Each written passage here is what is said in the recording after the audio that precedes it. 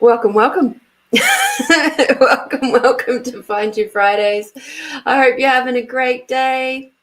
I hope you've had a fabulous week, and I hope it's been much more gentle for you this week than it was last week. And that you took some time to have some peaceful moments for yourself, because that was the main aim for this week, for sure. Hi, Terry. Hello, hello. Yay! I love the fact that I can lure you to sleep. Isn't that gorgeous?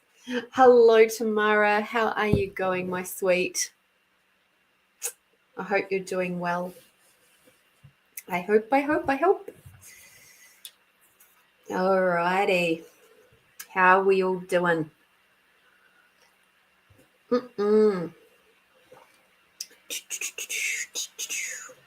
Oh, seriously. I got to and trimmed my chocolate mint today because it was getting a bit out of hand and it was starting to creep into places that it shouldn't be. And it's just one of those very it's a wonderful herb to grow because it just goes. She goes and she goes and she goes, she just goes. So I've got 4 big bunchfuls that are now being dried, and as they're drying, of course, I'm going to put them in my tea. And so that's what I have in here, along with some 3 ginger from Puka. So because peppermint and ginger is my absolute favorite combination, especially for this time of night. So yeah, super duper good. Super good to have, even though it's chocolate mint, near enough. I'm waiting for my other 2 mint plants to grow up a little bit more, and then I'll be able to make my own 3 mint tea, or tea that has whichever flavor. So I have a julep tea, a julep mint, and I think it might be a spearmint out there. So that will be fabulous when those 2 get a little bit bigger. Looking forward to that. How have you all coped with this week? Have you had a good week? I'm feeling a lot more alive this week than I did last week. Last week I was a bit dead. But we had a good day today. Hey, Crystal Lee. Hello, darling. How are you?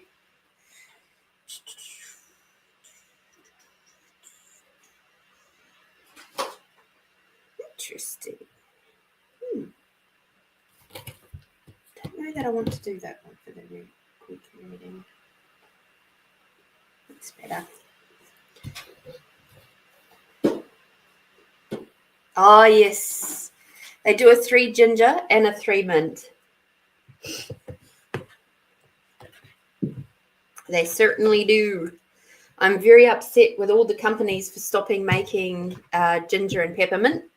That bothered me a lot. So that's all right. It's just made me turn around and make my own.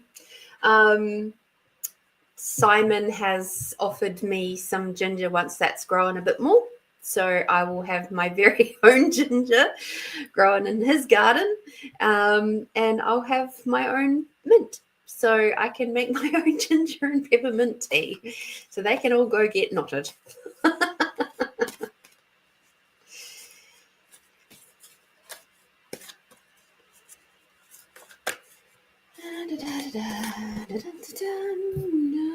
One, 2, 3, yep. And if I recall correctly, there is a new moon in this next week.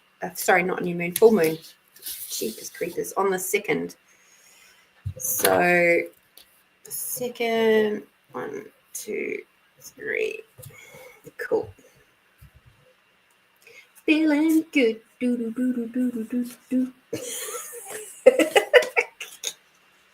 Does anybody else have that little lovely trick of when they hear certain words sung or said, they feel like singing the song that matches those words?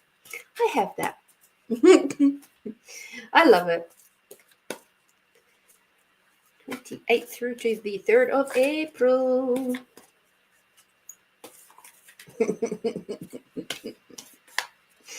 Oh dear. It gets me in trouble sometimes though.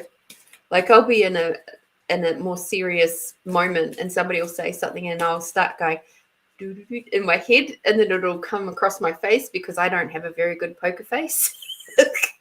It's just like they look at me like, "You all right there?" And I'm like, "Oh yeah, fine." In my head I'm going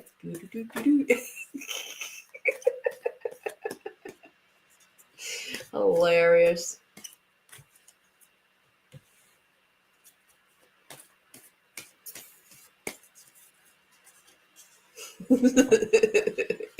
Crystal says, same girl, same. I was actually talking with my cousin this week. Now, my cousin is, she's the eldest granddaughter on her side of her family. And I'm like, our dads are related. Our dads are brothers. And I'm the eldest granddaughter on my side. In fact, we're both the eldest children of our families. So it's not just being the eldest granddaughter. It's like, so for her, she's got one cousin, two cousins technically, but one that's still alive, older than her.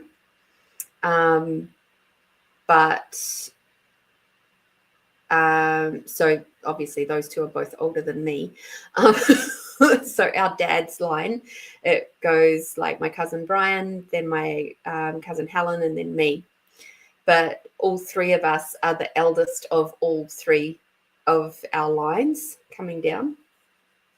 And I was having a really amazing chat with my cousin Helen this week about all sorts of different things and a lot of family related stuff. And how, when we reconnected 13 years ago, like she was in a really bad way. And when I got to see her last, I was not doing overly great, but I was just doing what I needed to do. Hi, Melinda. And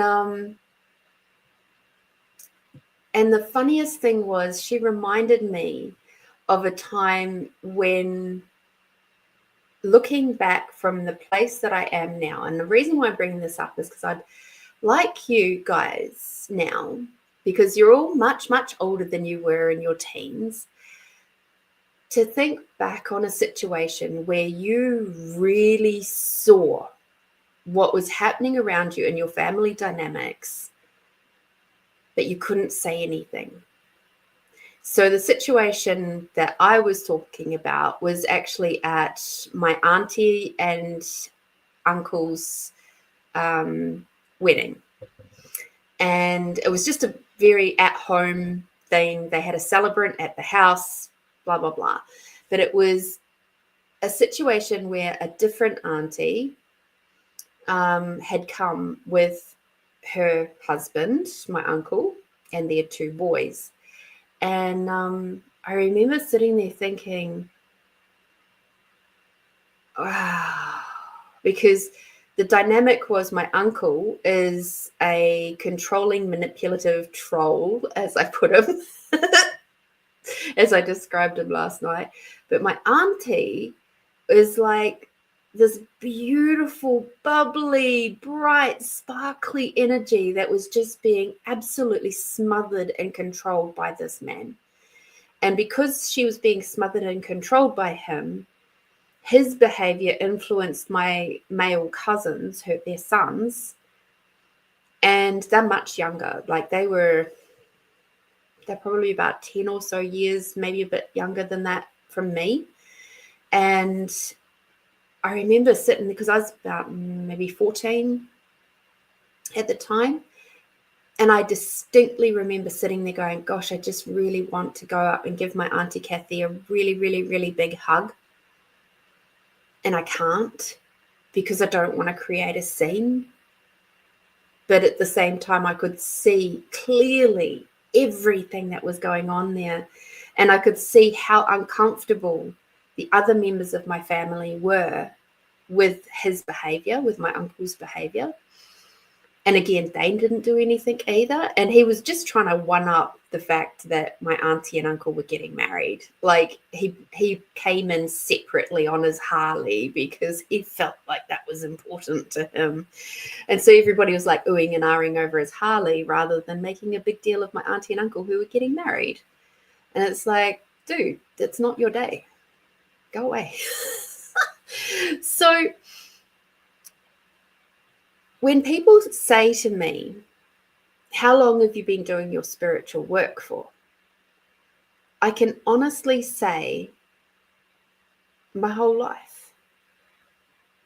Because in that moment, I cognitively knew that I was picking up on emotional energies, and I was seeing beyond the masks of all the adults around me.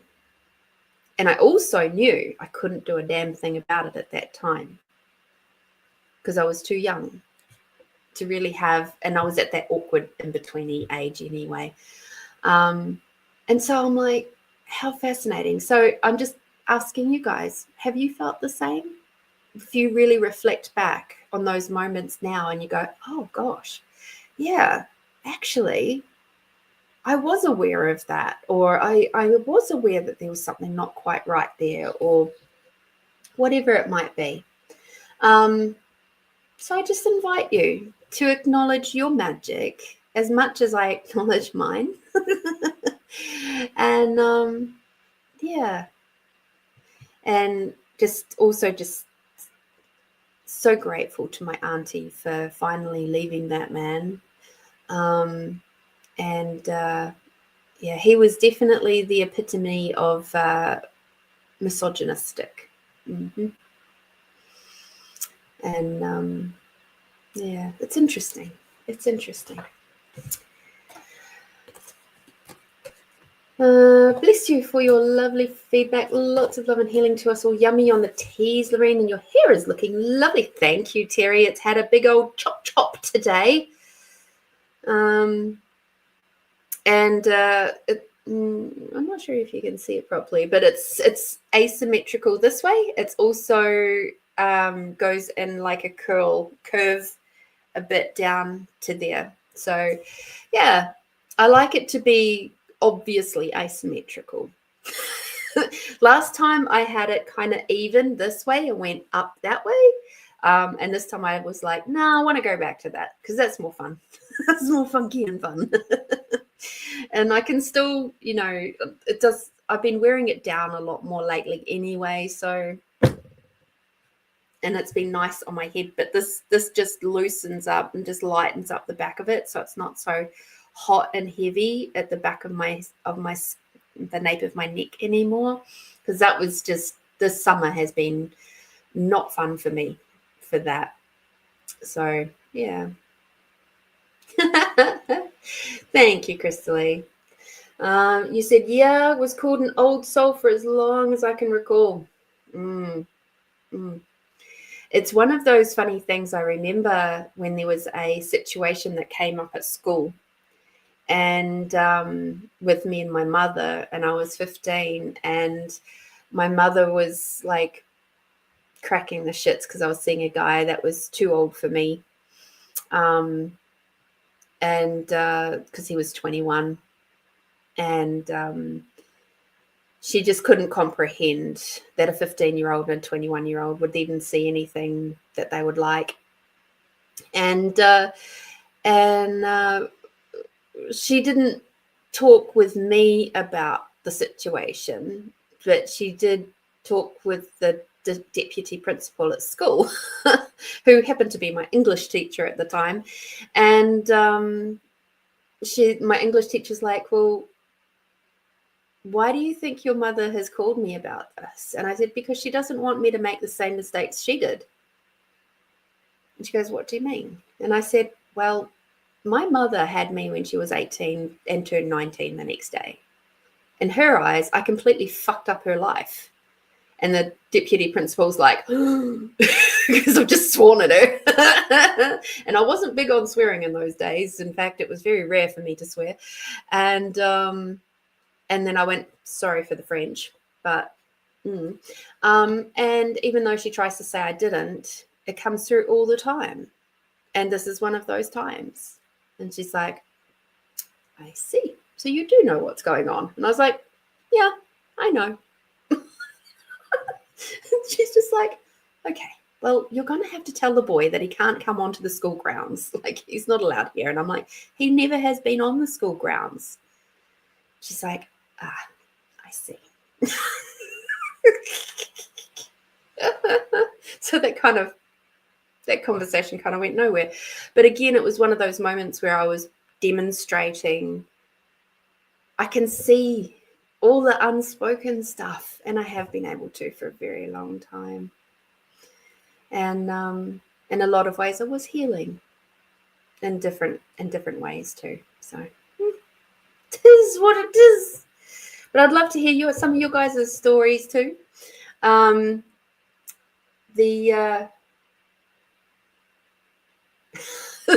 Sorry, Crystal, sometimes when people do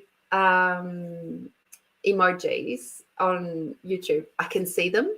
Like, I could see the one before, but that one there, it was all written out. So it came through, person pink swaying here, face pink drinking tea, hands yellow, heart red. So in my head, I've had to go, hang on, person pink swaying here. Okay, pink swaying here. Or is the person pink? I think person was pink with swaying here, like, whee. Face pink, drinking tea. Thank you. And hands yellow, so yellow hands with a heart that's red. Aww. Very cute. Melinda says, my ex-husband is 21 years old when I met him and I was 16. I was in year 12 at school. He had a job and was studying. That was back in the late 70s. Mine was in the 90s. Emily says, love, love, love. Hi, Emily. Lovely to have you with us. Yeah, that particular boyfriend, it would have been, he was so honoring though. He was like, if Mum had actually sat down and had a conversation with me instead of just assuming, because we know what assumptions do, right? She would have found out that he and I had already had a conversation about intercourse and said to me, there's no way that we are going there while you're underage. That's a very firm line in the sand for me. I don't mind if you come, and I don't mind if we hang out, and I don't mind if we kiss, but there is absolutely no way we will be going there. And that's coming from him, not from me. And if she had just sat down and we'd had that conversation, perhaps she would have actually reacted a little bit differently. But then again, things are what they are for a reason. Alrighty. Aww. Thank you, Crystal, sending that to me. Yeah, got it.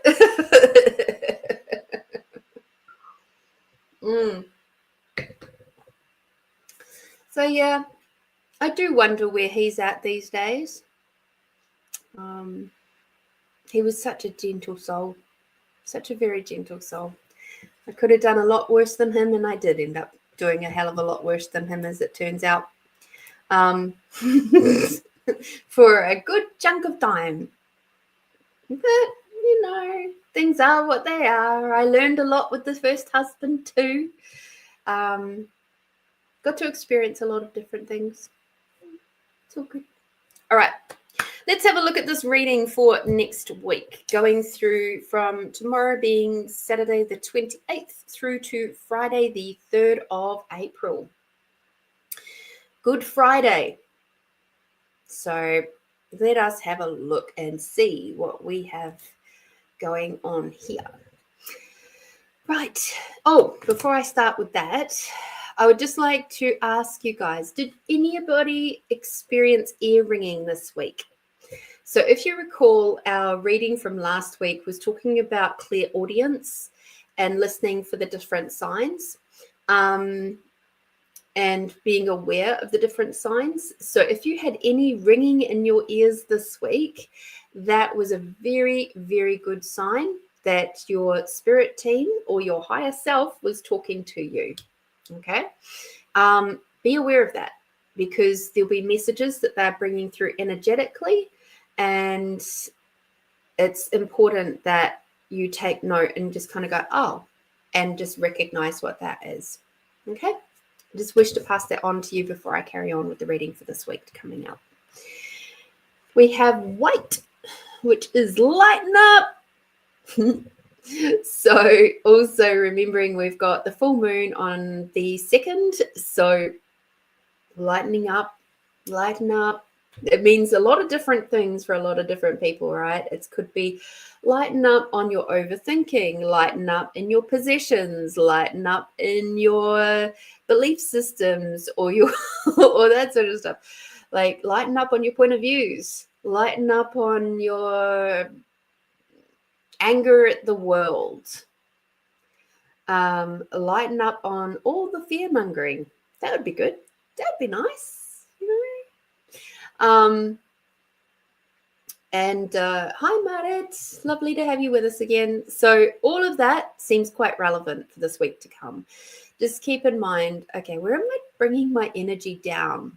You know, where am I, like, become aware of when what's coming out of your mouth or what's rolling through your head is bringing you down, making you feel contracted, making you feel yucky, making you feel the words coming out of your mouth feel very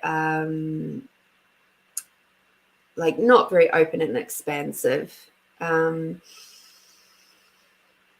Maybe a little bit more cynical is the word I'm looking for. Perhaps lighten up on the cynicism this week. Okay. All right. I know it's difficult in these times to not get sucked into the cynicism. Now I found the word, I want to use it lots. But seriously, it's important. It's important to keep your energy and your heart light while we are moving through into this next phase. Okay. Much like 5 years ago, 6 years ago, we all know what happened around that time.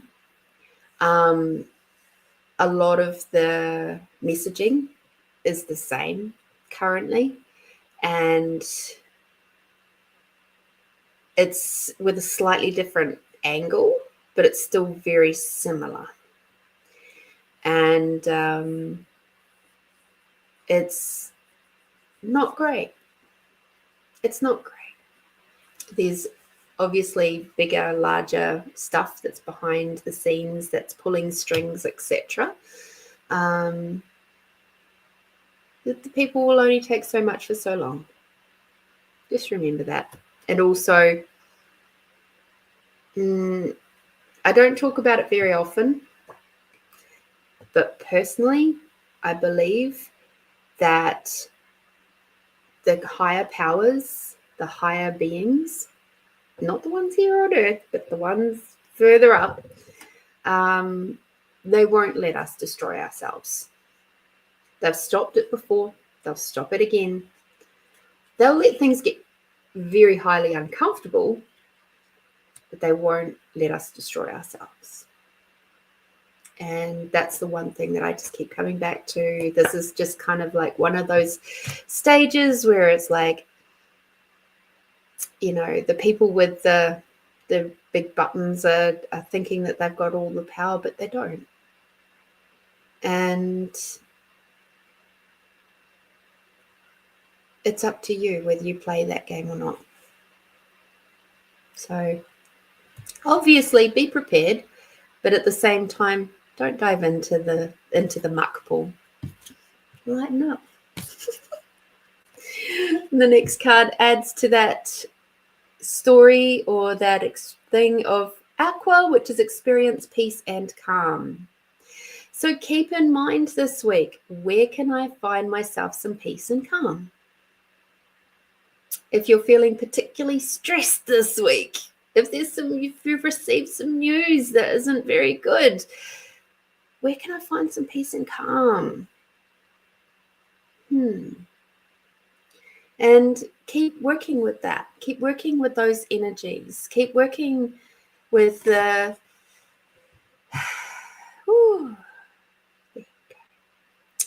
Wow, that's playing interesting things with the lighting, isn't it? So yes, keep working on your peace and calm this week. Keep that as a really good focus for the collective. Lighten up, peace and calm. All right. This next card is red, which is about free yourself from pain. Now, if you dive into the fear-mongering, if you get caught up in stories that are not true, you're going to cause yourself some pain. When you get caught up in the fear, in the anxiousness, you cause yourself and your body pain. When you start overthinking stuff, you'll get caught and you'll cause yourself some pain.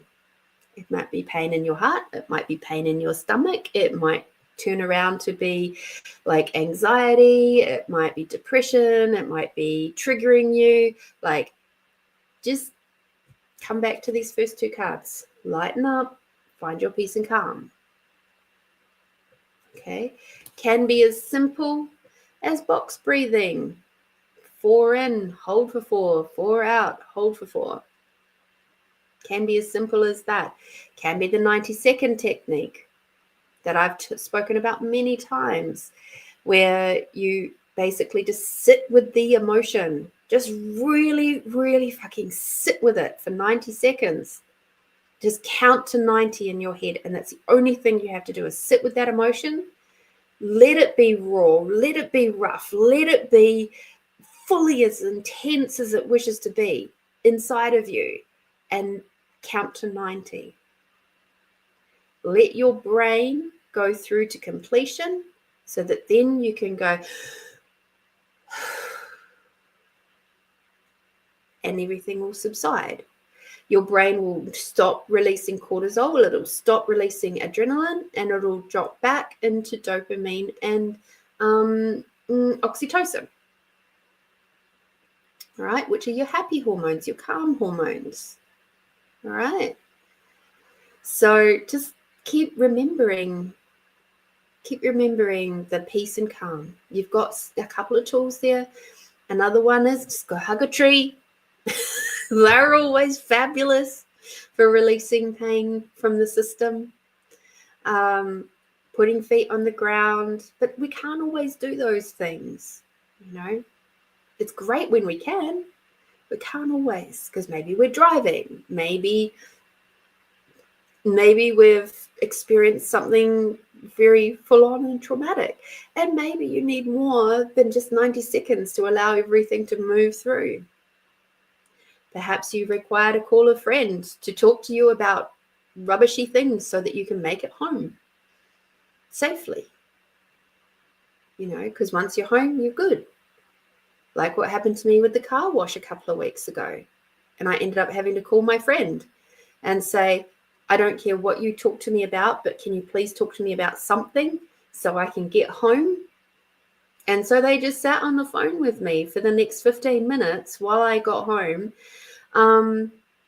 talking to me about what was in the catalogs and the weather, just rubbish stuff, really. But it was enough to help my brain just go, I'm safe, I am safe, I am safe, I am good, I am safe, I can breathe, I am safe. Rather than going, I just want to go home, which is where my brain was at. Right? I freak out sometimes too. It's okay. We all do it. But don't allow those moments, those little bursts of moments to get locked into your body and your system. Okay?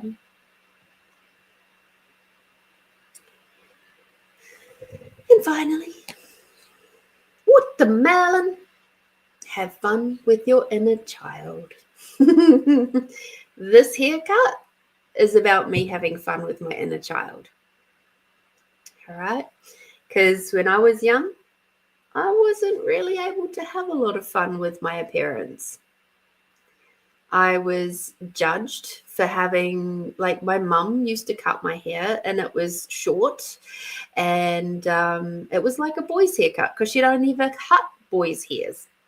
So my haircut naturally ended up like a boy's haircut, which of course when I went to primary school meant all the kids, well, actually not all the kids, just a certain couple of kids that had very long, blonde, beautiful hair, decided to call me a boy and judge my hair. At which point I told Mum she can't cut my hair anymore, and I'm going to grow it, which I promptly did. But this funkier kind of hairstyle is something that I couldn't get away with when I was younger because I was too scared. That one comment from a child when I was 5 years old was enough to send me to this place where I didn't feel safe enough to explore. How ridiculous, So here I am at 47, having fun. Have fun with your inner child.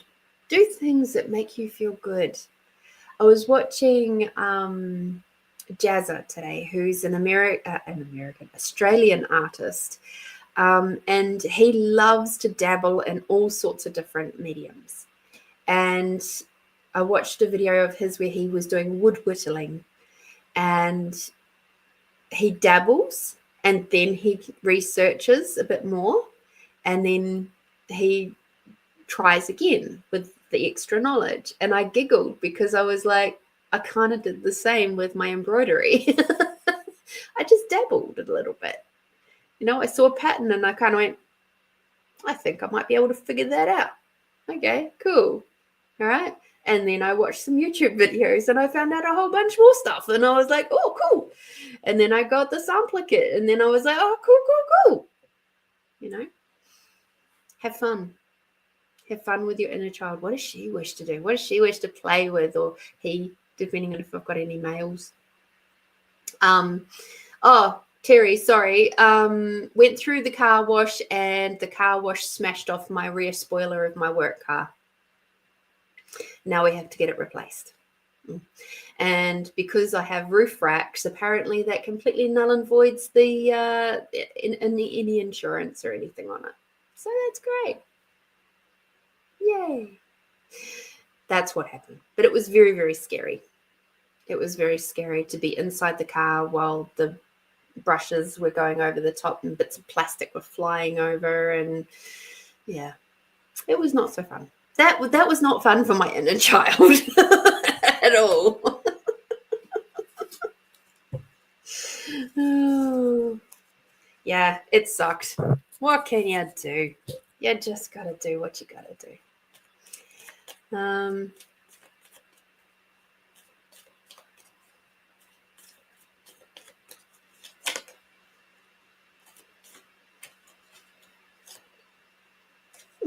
Interesting card for this week to come.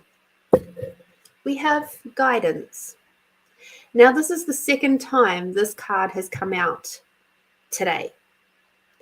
My hairdresser had pulled some cards before, like one card before I arrived, and it was guidance. So I'm going to pass this on to you guys because obviously you have to hear this too, whatever it is for you. Be aware of where you can be the guidance for other people and also where you may require or are receiving guidance. Maybe from your team, maybe from your higher self, perhaps with the ringing ears again this week. Be aware. It's funny, actually. I saw or read something this week about the ears, and one person was saying how they were taught that the left was, you know, your guides or higher self or whatever speaking to you, and your right was where people are saying nasty things about you.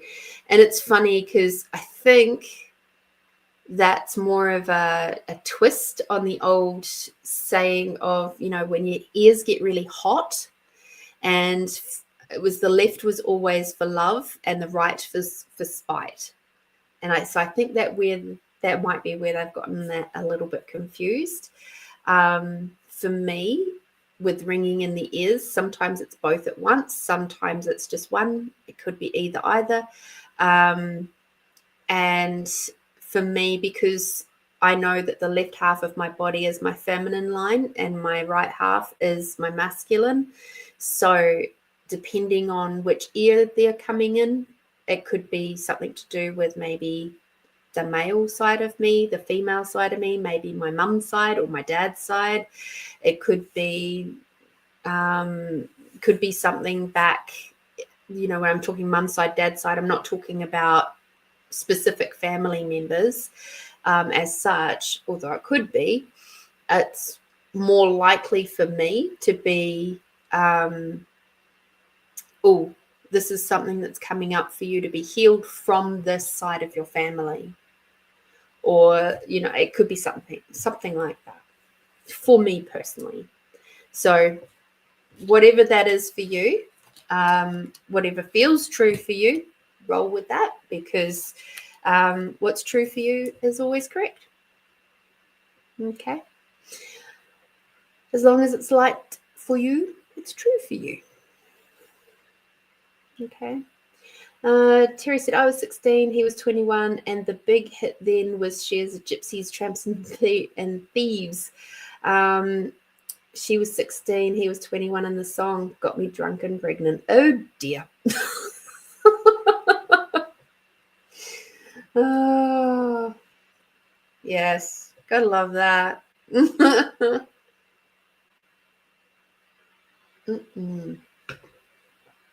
All right, so that's your reading for the week to come. We are now very, very firmly in Aries and that lovely fire energy. We got, you know, the fire horse energy, and we're in the sign of Aries. And so, yes, everything is very for me right now, given that I'm a lovely little Aries and I'm a horse, and so I'm getting double fire energy at the minute, which is lovely. I'm actually finding it quite. Last week was tough, but this week I feel like kind of like, you know, when you have that a proper good fire or a campfire, and you have that first initial like big blast of energy that comes out from the initial fire lighting, and then after a little bit it just sort of chills out a little bit. It's just kind of a bit more calm. It still can burn you, can still create a bit of damage, but it's more of a soothing thing than that initial blast of energy of getting things going with this small kindling and stuff. So yeah, that's I feel very much like that right now. Alrighty, 27th. Tomorrow. Oops. My lovely. Hopefully you're still floating around. What is your question? Lovely. Your team has stepped in. The cool thing is, the only reason why the cards really came up today was my hairdresser had this particular deck, this deck sitting on her table. Isn't that funny?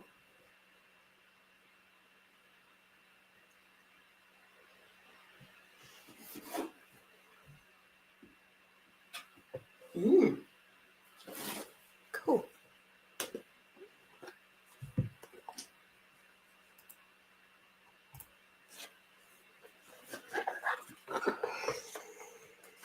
Oh, that's so clever of me to put that in there.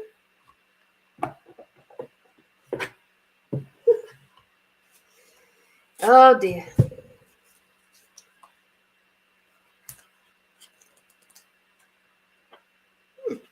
I don't know that I've ever really read that book. Doesn't look like I have. Alrighty. Now, Tamara, I don't know what you've got going on right now. Hi, Carrie Ann. Hello, gorgeous. How's things going in your corner of the world? Now, Carrie Ann, I must introduce everybody to Carrie Ann. She's over on the Facebook side of the world at the minute of the chat. She is an absolutely amazing, phenomenal healer reader like myself. And she is just beautiful. And the depth of open-heartedness that Carrie Ann has is just, it makes you feel all warm and squishy. She's one of those people. Oh, thank you, Carrie Ann. Thank you, darling. Was the sunset any good out your way today? Yes, Terry, that is one of the decks that you have kindly gifted me.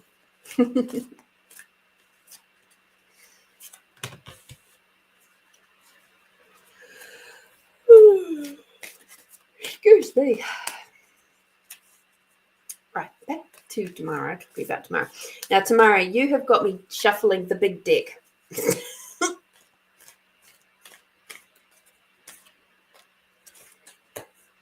Yes, stunning with the crazy clouds. Oh, you would have seen some awesome clouds with all the storms that have been rolling through this week, I imagine. Because, man, they've been throwing some very interesting things into the world.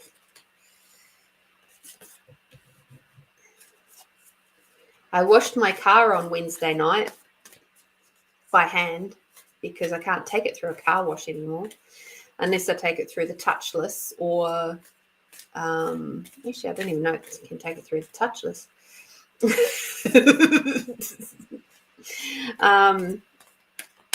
Or just, take it over to the car wash and wash it over there, but I can do it. If I'm going to do that, I may as well just wash it at home, right? Anyway, of course, it bloody well rained on Thursday, didn't it? I'm like, why did I even bother? Why did I bother? I bothered because it said it wasn't going to rain, and then it turned around and rained. So it is what it is.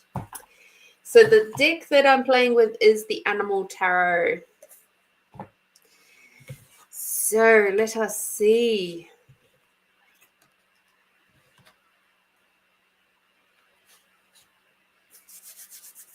What would my team like for me to know to support me in the week to come, please? Yes, I can read. I can. It's easy for me to say. Yes. All right. So we've got this one here, which is the Princess of Summer, which is sensitive, kind, open-hearted, and inexperienced. And it is the Deer. You can expect to kindle a new romantic relationship or close platonic friendship. You may suddenly receive an emotional message from someone or to be invited to a social event. All right. So this being the Princess of Summer, Summer is the cups. if you want to go back to the traditional tarot. Hence the reason why there's lots of water being featured back there. And lightheartedness, I get, is what you are going to be experiencing this week. And to just be open to social events and socializing and stuff like that. Don't be quite so quick to say no. All right. I don't bring these ones out very often because they're very hard, and often your teams don't actually choose them anyway. So it's fun. So yes, be willing to have a look at the possibilities of going out and socializing this week, and have some fun, maybe with somebody new into your world. We have the 3 of Autumn. Autumn is Pentacles. And we have the miniature poodle dog. And they're just so cute. Oh, look at all those pansies. No. It says, your most satisfying and profitable career comes from following your passions, listening to your heart, and doing what brings you joy. Your life purpose is best fulfilled by allowing your talents and true self to shine forth out into the world. All right.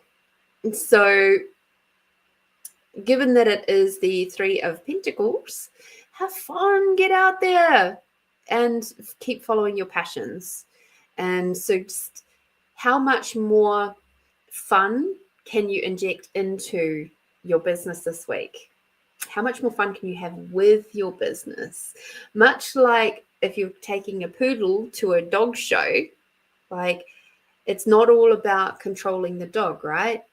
It's about having fun. There's still an element of rules, boundaries, and limitations as there is with yourself. You've still got to be disciplined to a point. You've still got to show up. You've still got to put in the hard yards. You've still got to do the whatever it is that you've got to do in your business. So if you're designing a new program or something like that, you've physically got to sit down and write the bloody thing out, or do the marketing for it, or write an email to your contacts list, or whatever it is. You've still got to do the physical work, much like training a dog in a dog show. They've still got to do lots of hours of training, but at the end of the day, it's about how much fun, because the training won't work if you're not having fun, which is why dogs get lots of treats. So don't forget to give yourself some treats too along the way. Oh, you picked my favorite panda. My favorite is a panda. All right, we've got the Ace of Winter, and Winter is the Swords card. All right. So, Panda, implementation of your brilliant new idea may get off to a rocky start, but keep going. The challenges will help you refine your plan and reshape your goals into something even better. So, if something comes up as a roadblock this week, pause. Pause. have a little moment. Maybe go have a cup of tea, peppermint tea. Go have a little peppermint and ginger tea, and just walk away for a little bit. Ask the question, what am I not seeing here? And allow it to brew. All my cup of tea analogies are coming out today. All right. When I was doing renovations of mine and my second husband's house, even sometimes with the other houses that I did in that year between disability and starting the cleaning thing, when I got stuck on how to do something, more often than not, by the time I'd gone away, had a cup of tea or a coffee or whatever, and then come back, in my mind, I'd already worked out the problem or received the guidance on how to work out the problem. And sometimes it came in the form of like, lovely spirit team tapping in. Sometimes it was the knowledge to go, you need to call this person, or you need to Google that thing, or whatever it might be. Okay. So just don't treat roadblocks like they are a stopping point. Treat them as an opportunity to pivot. There you go. Climb a different branch. You'll still get to where you wish to go. It just might be a slightly different route. Keep your mind out of the gutter. I heard you. I heard you just then. All right. We're back to autumn again, which is another Pentacles card. And we have a ragdoll cat. Ragdoll cats are lovely, but very furry. Leave a lot of mess. Your success has brought you financial security and the reward of much-deserved time off to enjoy your own company. You may suddenly have a brilliant idea for a business or self-employment opportunity that will be very successful. Okay? So basically, get out there, have fun this week, enjoy, but have some rules, boundaries, and limitations as well. Don't treat roadblocks like they're a stopping point, because they're just sending you around a slightly different path so you can have great success. Okay? So that then you can sit back and relax like the little old ragdoll cat, which are not often very small. They're actually quite a big cat. Big cat, lots of fur. So you can happily spread your light as the cats do with their fur around the home, around the world, and just purr contentedly with your efforts this week. Okay, so it's like, just keep that breath as well. So there's good success for you this week. It looks like it's going to be a good one. Little bit challenging in there, but it's going to be a good one. And yeah, Carrie Ann, they are great cards. They were a gift quite a few years ago now. Let me think. Probably about 3 years ago now, from another lovely psychic reader. Ooh, interesting. Just curious, how did your fasting and stuff, your cleanse go last week? Because apparently you might be up for some more. We've got purification. So yeah, maybe something else there for you to work through there. It's not serious. It's just, and also the other message that just came through was to do with this card and that card together, is be aware of where you're allowing your cynicism, your negative self-thinking, the self-sabotage type stuff, to make you think it's a stopping point rather than a pivot point. Be very aware of that. Purify those thoughts out of your system. Okay?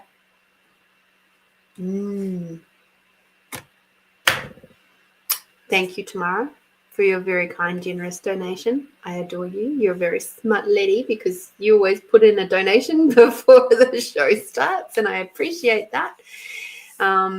Makes me go, oh. It adds to my excitement for doing the show as well. So have fun this week. It looks like it's going to be a good week for you. And Yeah. So cool. But yes, it's a big deck.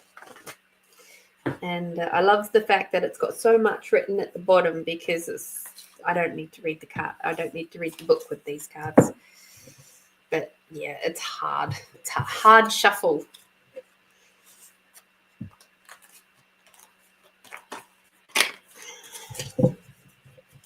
So just for those of you who are new and don't quite get what I'm rabbiting on about,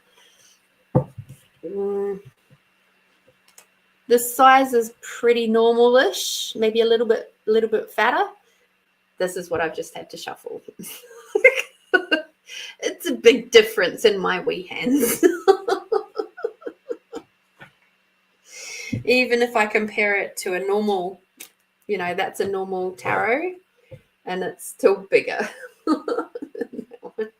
I think the cards themselves may be a little bit thicker. Yes. So that's why it's fun.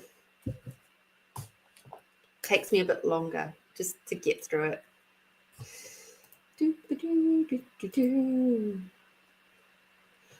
Tamara says, I did not for as long as I thought I was going to. Just need to bring some better structure to it. We'll do another one at the beginning of next week. Fabulous. Something my real estate lady said is that she went on a full month water fast, and she ended up making a brew using guava leaves. So I, fortunately for her, have like half a dozen guava trees sitting down the side of the property. And so I cut some off for her, and she took them, and because she'd heard a lot about them having really fabulous antioxidants and helping a lot with her fasting, with her water fasting, and just bringing some calmness to her belly, so that she could continue her water fast. And she gave me the feedback last week that it went really, really well, and the guava leaves helped a lot. And she's wanting me. She's saying that she might have to come back and grab some more because she loved it so much. The deck, Melinda, is Doreen Virtue one and Bradley Valentine, and it's just the Animal Tarot deck. Okay.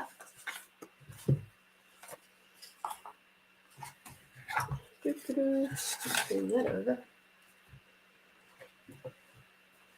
So yeah, given that you're up in the more tropical areas, I'm sure you've got guava trees up there too. Maybe. Mind you, I didn't know that we could even grow guavas like we grow guavas until I moved here. And then ironically, it wasn't until I went to a dinner, a potluck dinner last year, not quite, maybe almost this time last year, or maybe more winterish, and maybe in a couple of months, it'd be about a year ago. And they had a fruit platter which had guava that had been cut up, and it was raw.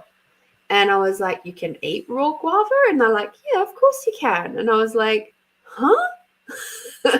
Had no idea. No idea at all. Yeah, so I was like, it's kind of like a pear, really, in that texture before it gets cooked. I do prefer it stewed, or like not stewed but steamed, just that little bit softer. But it's cool. Doesn't quite fit into my carnivore diet, but I bring in a bit of fruit now, so it's all good. Alrighty. Oh, you're so welcome. You're welcome, Melinda. You're welcome, Tamara. And thank you, Terry. Yes, you're correct. All we require to do is be ourselves. All right. Cool. All right. Are we ready to have some fun?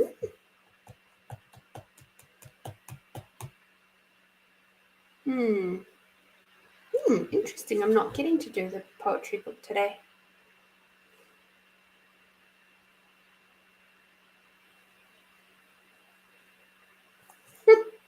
Okay.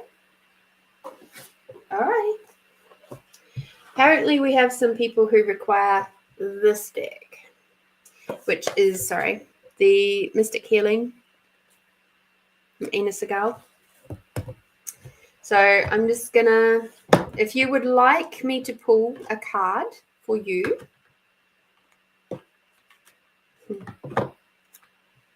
say yes. Yes, please. I like manners. Yes, please. And I will pull a card for you from this deck. Now, this deck's a little bit special because it was actually gifted to me by my beautiful friend Brian, who passed away at the start of last month. And it's his memorial tomorrow. So how interesting that it was like, hey, come out. Come on. Come on. Come play with me.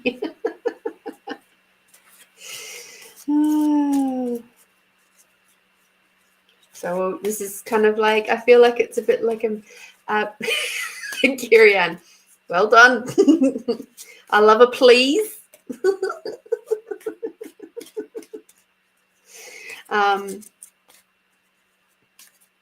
This almost feels like I've got,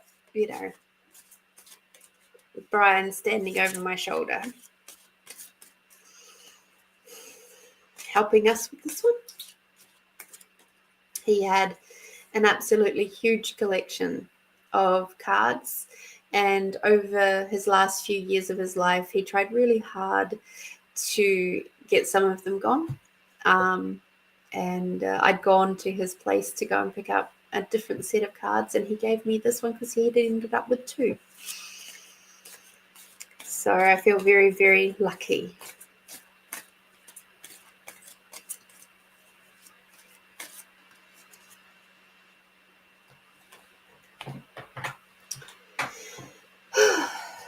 Okay. All right, I'm going to put your please in there. Okay. Yes, Brian and I have had some a very, very deep conversation over the last month, where I was struggling to process the fact that his physical form is no longer with us, and he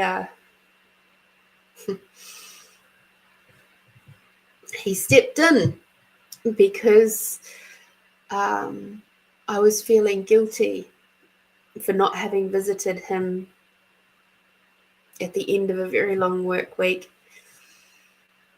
And he told me that I had to stop.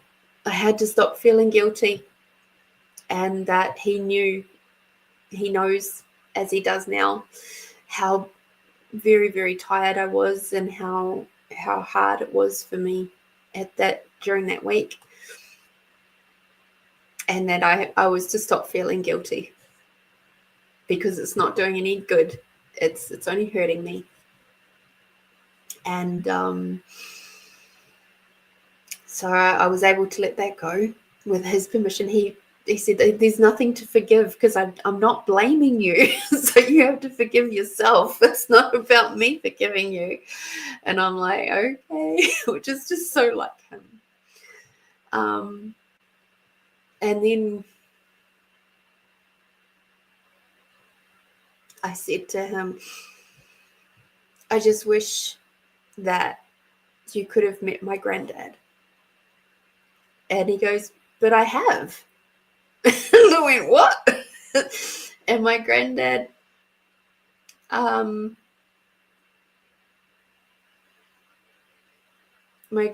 stepped in because Brian was standing this side and granddad stepped in over here. because Brian was standing there. Otherwise, Granddad would normally be there. And and I said, Brian, meet Brian. And they just cracked up laughing. And then I burst into tears and I laughed as well, because it was just one of those most beautiful moments. And with that, I was able to process the grief.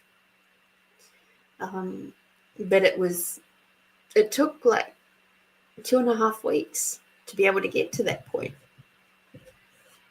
And I'm so grateful that there's a memorial tomorrow, because I'll get a chance to catch up with some of my other spiritual-based peeps, because he knew so many people. And failing that, it'll be just a chance for me to say thank you to his son for being so wonderful and looking after his dad in the best way possible at that time, because they shared a house together. Old Oak, his spirit animal and how he was known was White Owl. He had very, very strong ties to the American Indian ways of life, living, and being. More than likely, I'm getting the oak thing, Carrie Ann, to be related to perhaps the time that he was born. Like, you know how in the Celtic heritage, you have the different times of year. So, yeah, what I'm getting with the oak is that it's something to do with that. Kind of like, you know, how we have Aries and Taurus and all that sort of stuff. I think the oak may have been something to do with him. Or he may just have a real good fascination with oak. I'll ask his son.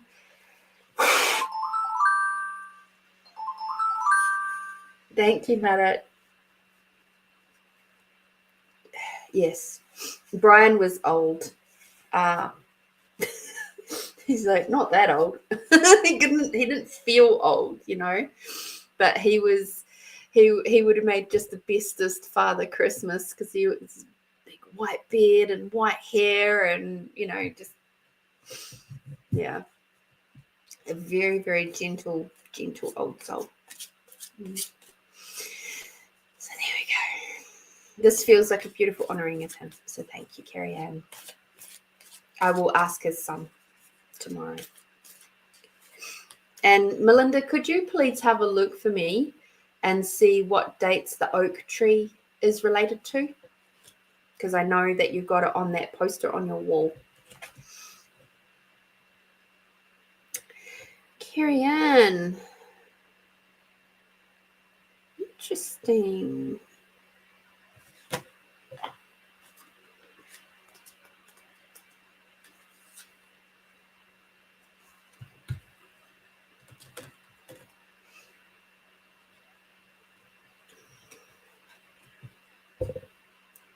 We have for you now, Carrie Ann, have you played with these cards before? If you haven't, I'm going to just say, as a prerequisite, these cards are the middle ground of nicey, like these cards, through to the kick your fucking ass, which is these cards.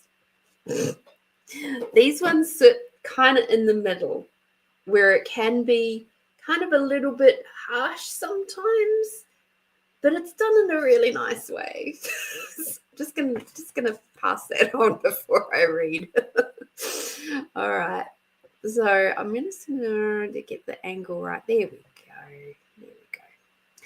And it says, develop stronger concentration, become more detailed and effective in all you do. Acute concentration enables you to think in a cohesive, harmonious way. By learning to deepen your concentration, you will be able to delve into a more profound understanding of life, make better decisions, and effectively work with life-changing healing and spiritual processes. As long as your attention is dispersed on the outside world, you are not refining your inner self. Correct concentration removes nervousness, fear, and helps you to focus your attention on what enriches and enlivens you. Improving your ability to concentrate also awakens your imagination and ability to visualize. It is a powerful step to developing your intuition. The more you concentrate, the more you start to identify the small details that make all the difference in every area of life. Excellent concentration also allows you to become extraordinary in any field of study and to dramatically improve your memory. Your action for these cards, for this particular message, is go for a 15-minute walk.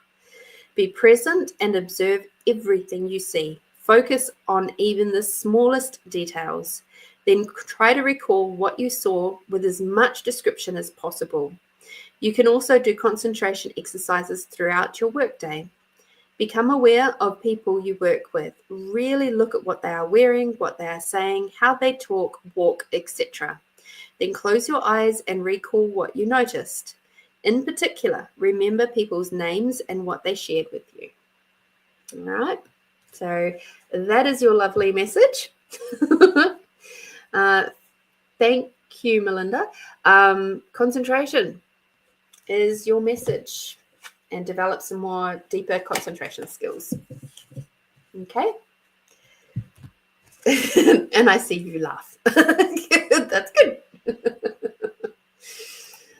Tamara and Oak Tree is the 10th of June to the 7th of July. Let me have a quick peek.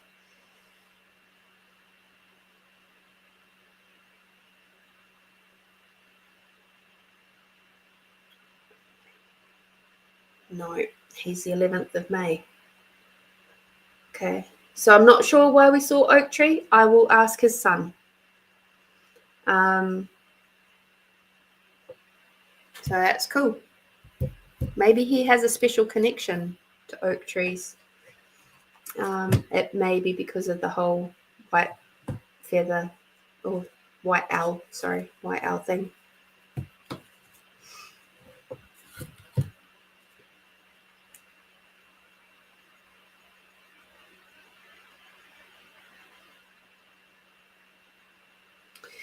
Okay, Tamara, let's have a look at your beautiful card.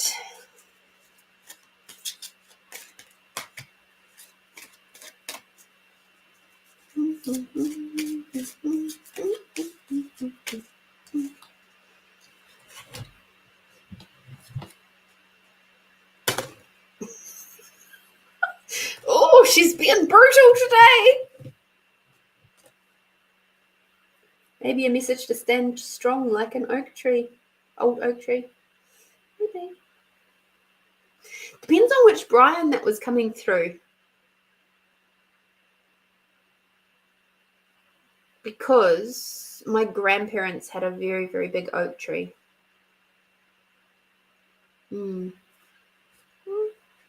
Maybe. Doesn't feel quite right, but we'll see. Okay, truth, is that for tomorrow? Yes. Is it that way? No. Yeah, okay.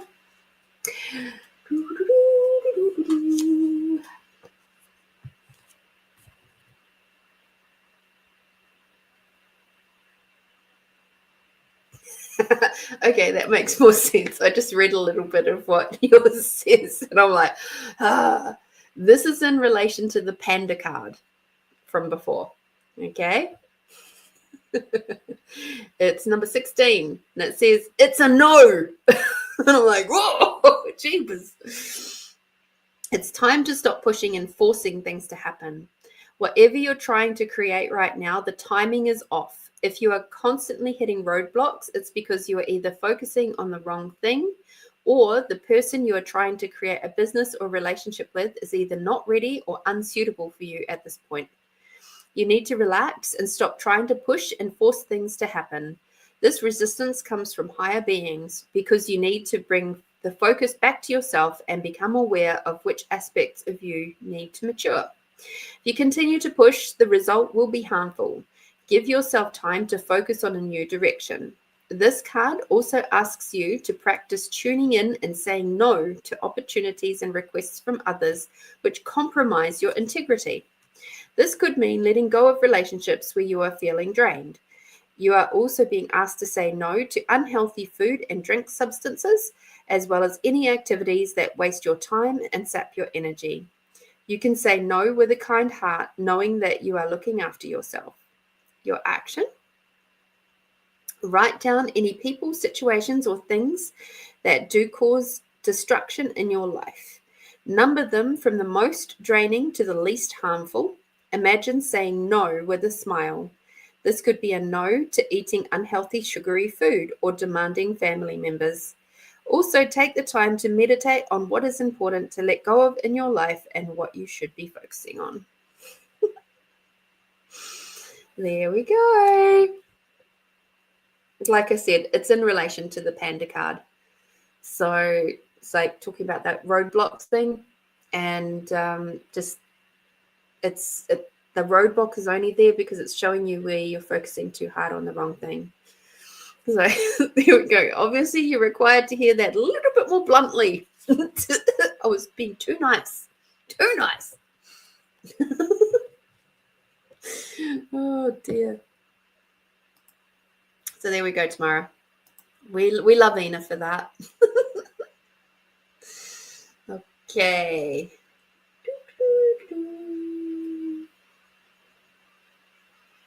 Melinda, did you wish to have a card, darling? And Terry?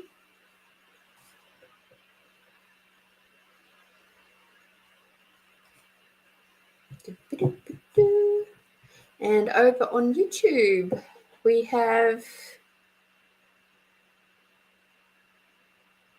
somebody who's asking about an ex.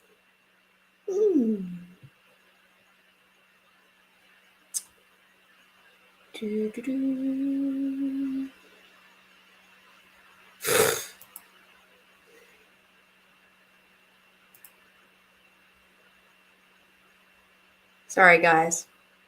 Just getting rid of that one. Delete. Oh, no. Hide. Delete. Sorry.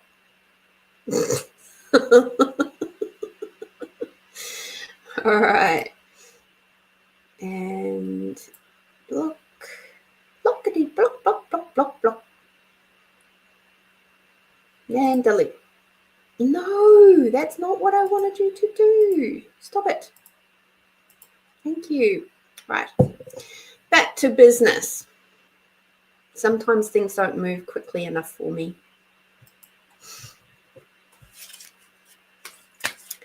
Blah, blah, blah, blah, blah, blah, blah, blah, blah, blah. Yes, Tamara, we love Ina's cards. I know there's many more for me to collect.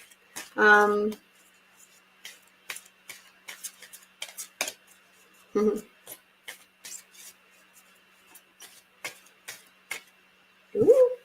Yeah. Move too quick. There it is.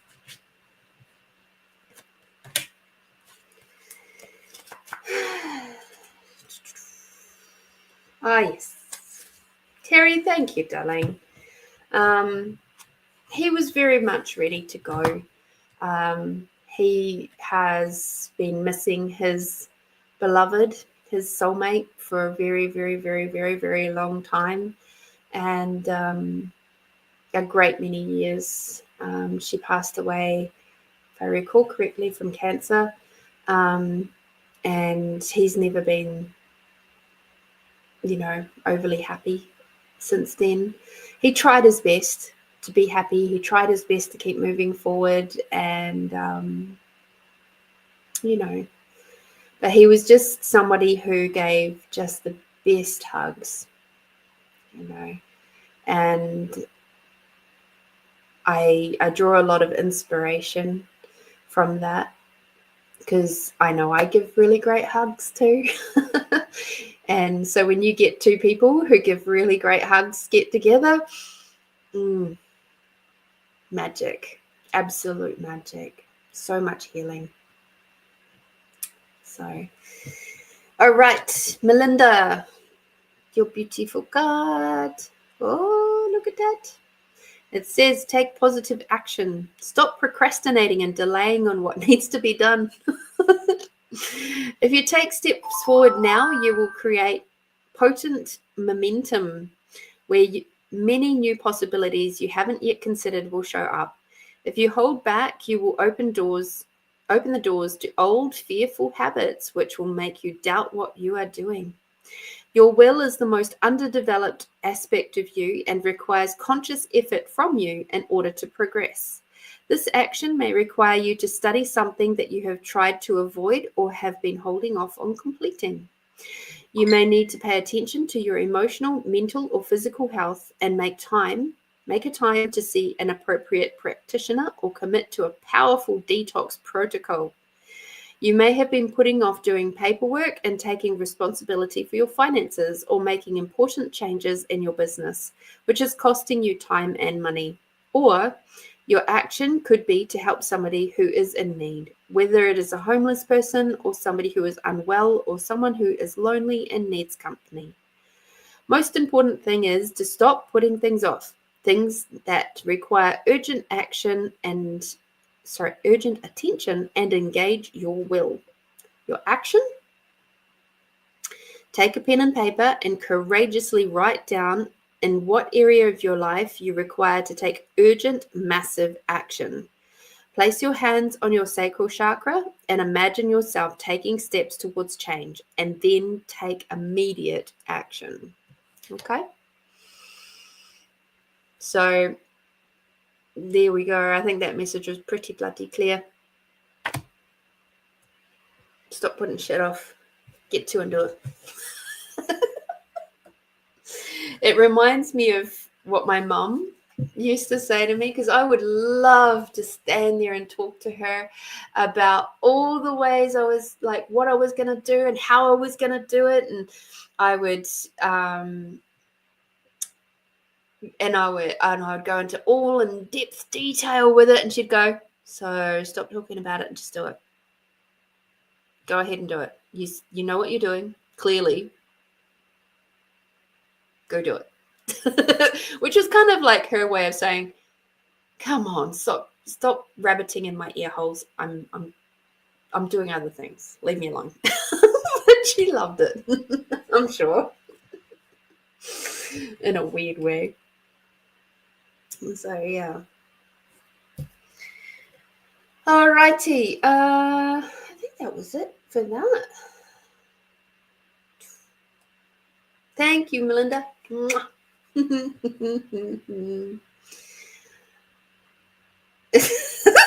bit of a butt kick, really. Oh, that's what I said. These cards can go either way. They can be very gentle, and they can also be a little bit more blunt. And I kind of appreciate that about them, to be honest.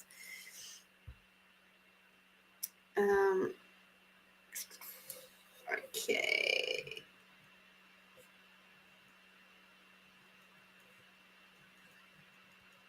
Marits. My sweet. I'm just going to put those two there. What is your question, Marit? And Christine, you're after Marit.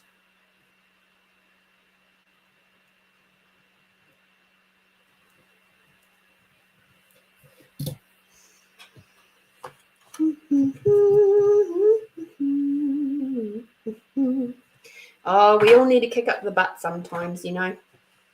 So with gratitude and thanks to Brian for stepping in and helping us with that reading, with those little readings. Thank you, thank you, thank you. How interesting.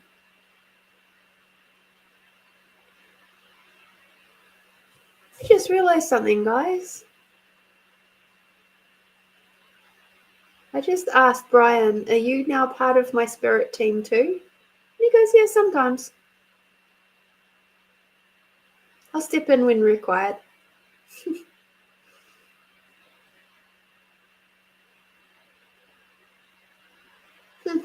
Cool.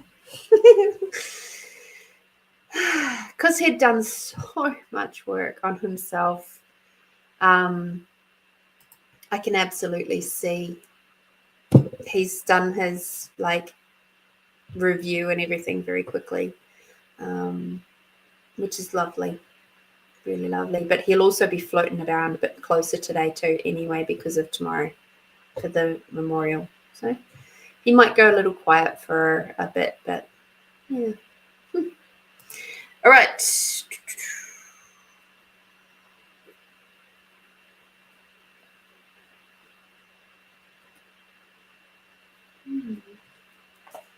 Let me see what the cards have to say for you, mates.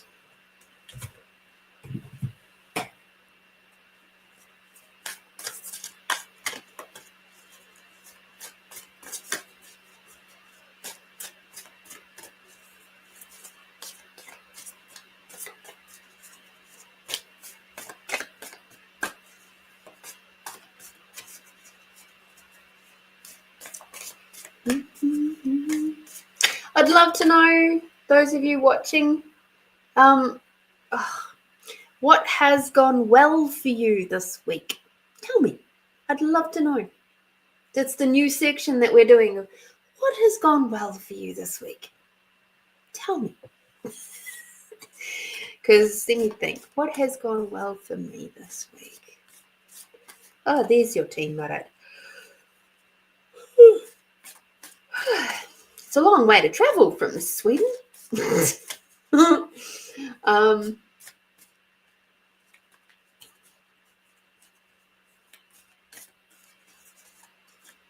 had a lot of good things happen. One of them being my haircut. The other one being that I had a really lovely trip down to Shido Park today, because that's where my hairdresser lives. And there was a lot less traffic on the road, which made the trip very nice, because most of it was going down South Road with all the roadworks and stuff. I was not looking forward to it, but it turned out to be great. I got to catch up with one of my workmates this week on a job, and we had such a really good interaction with the client that they've asked us to potentially come back, and he's going to ask for him and I, my workmate and I, to come back to do the final clean, because it's a house that's being renovated. What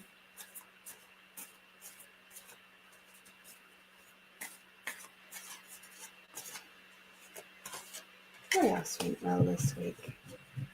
I've had lots of things, lots of little things. I'd love to know what went well in your world.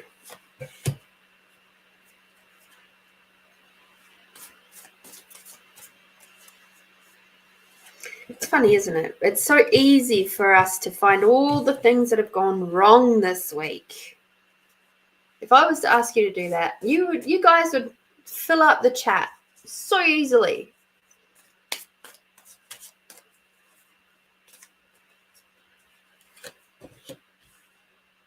Okay.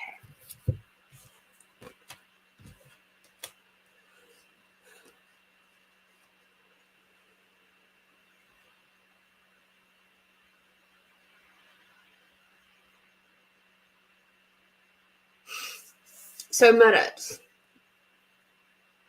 I'm going to do two things for you here, because the cards that I've pulled are the wordy cards. And so I'm just going to do a little bit of pendulum work as well. Okay.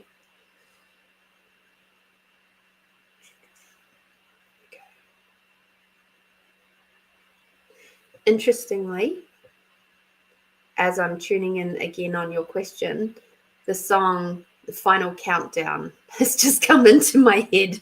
I don't know what that means specifically, but generally when songs pop into my head like that, there's a specific meaning, usually for me, but because I'm focusing on you, that's a song for you.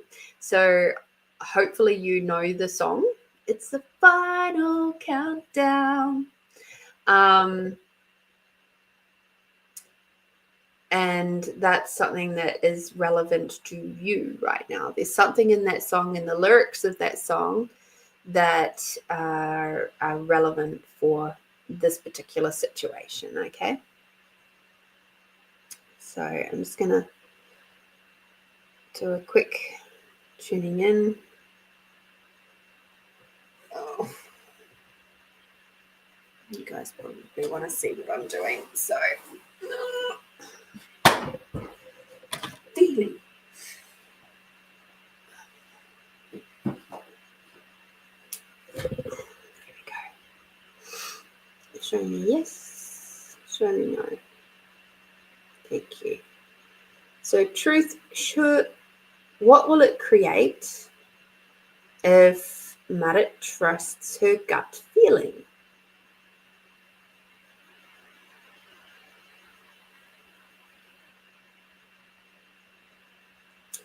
Interesting. That's going around and around in circles. I know it's difficult for you guys to see that because it kind of looks like a no, but it is very, very, very strongly a more information, please. Okay, so I haven't read your next message, but let's have a look at these cards. It says a difficult decision must be made. Evaluate and reconsider if necessary. Indulge yourself in your ambition. Your hard work and cleverness will pay off. Allow yourself the confidence to shine.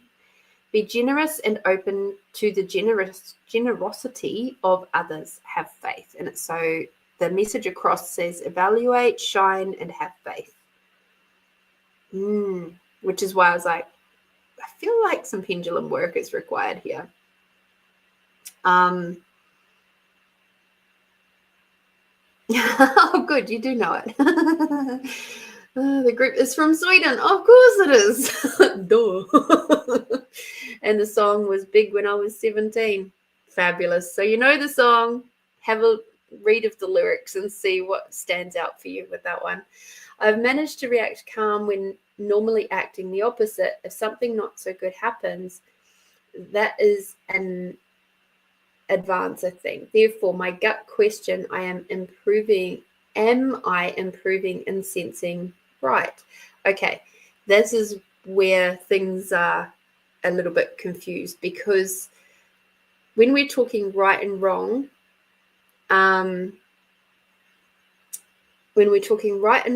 it's basically you're going into judgment. Okay, so you're going into judgment of you, you're going into judgment of the situation, going into judgment of whatever else or whoever else is involved. However, when it comes from that place of what will this create, and you're looking at your awareness of what will it create, that's why I changed the wording of the questions. You're tapping into a bigger picture rather than just the black and white of right and wrong, good and bad, because all of that is distractor implants anyway, and it doesn't allow any space for grey. And let's face it, the majority of the world is grey. Shades of grey. And many more than 50. So I'm going to change your question slightly. All right. And now that you've given me that piece of information, that message across makes more sense. Okay. So evaluate, shine, have faith. So evaluate means tap into your intuition and keep tapping into your intuition. Okay. Shine also in this situation means Allow yourself to become aware of what is the lightest choice for you, of what is going to create more for you, what it is. So light, shine, okay? And have faith, which is trust yourself. Trust that you know what you're aware of is true, okay? So your bigger question was, am I improving in sensing, in your sense? Okay. So let me just figure that question out in my head.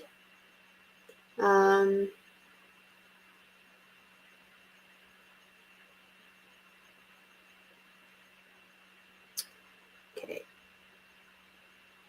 Truth has Marit's abilities to trust her awareness become stronger.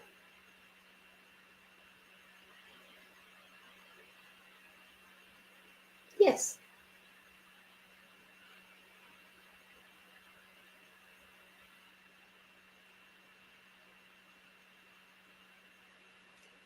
Truth, does Marit sometimes doubt herself?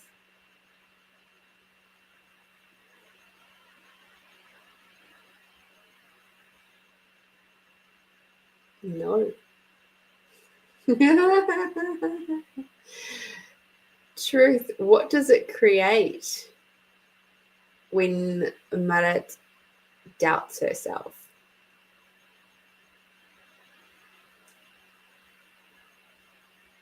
There we go. That's another no. It doesn't create more.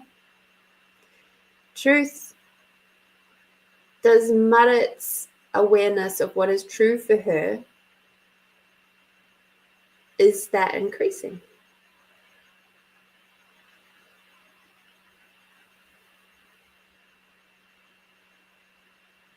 Yes. So with that, you have to remember that what's true for you isn't necessarily true for someone else. And that's one of the hardest things to wrap your head around when you're coming from that old way of thinking of right and wrong, good and bad, that sort of thing. Okay, so just be aware of that too. What is true for you is not necessarily true for someone else. And that is why I ask those questions of what will this create?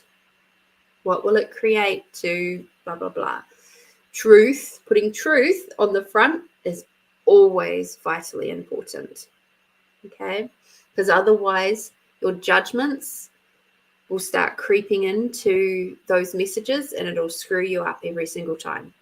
Depending on how you're going with your gut feeling, how you're working with that, I would highly recommend before you start asking those sorts of awareness type questions to make sure that you drink plenty of water beforehand, at least 1 full cup of water before you start asking awareness questions, because quite often if we're dehydrated, it can throw out our body's awareness.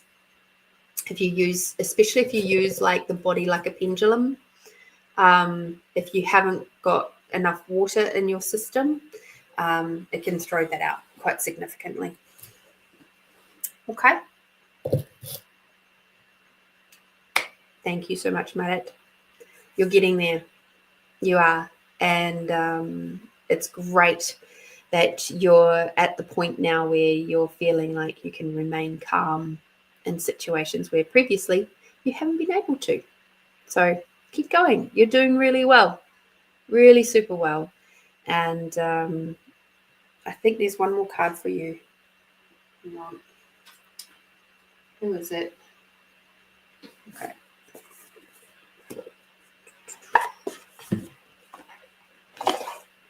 Is the band called Foreigner? Is that right?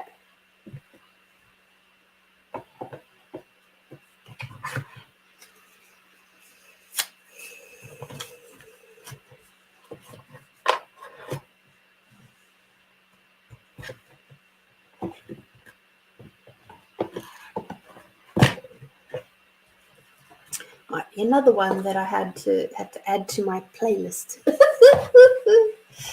Oh dear. Okay, there's one more card for you. It's from our Goddesses, Gods, and Guardians deck. So there's one sitting in there. They're excited to see you.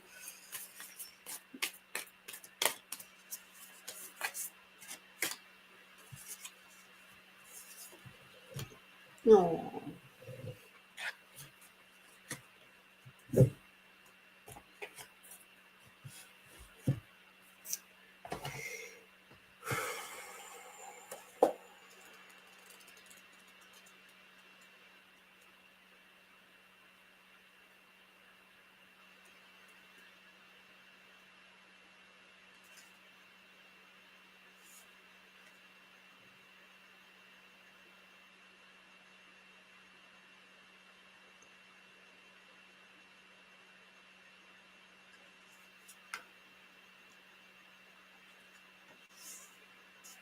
Okay.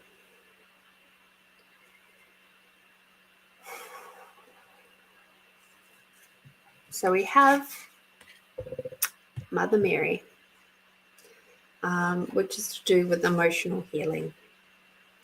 You're entering a cycle of profound emotional healing. Your body, heart, and soul can no longer bear the heavy burden of unprocessed grief and sadness, which can be both ancestral and of this present lifetime.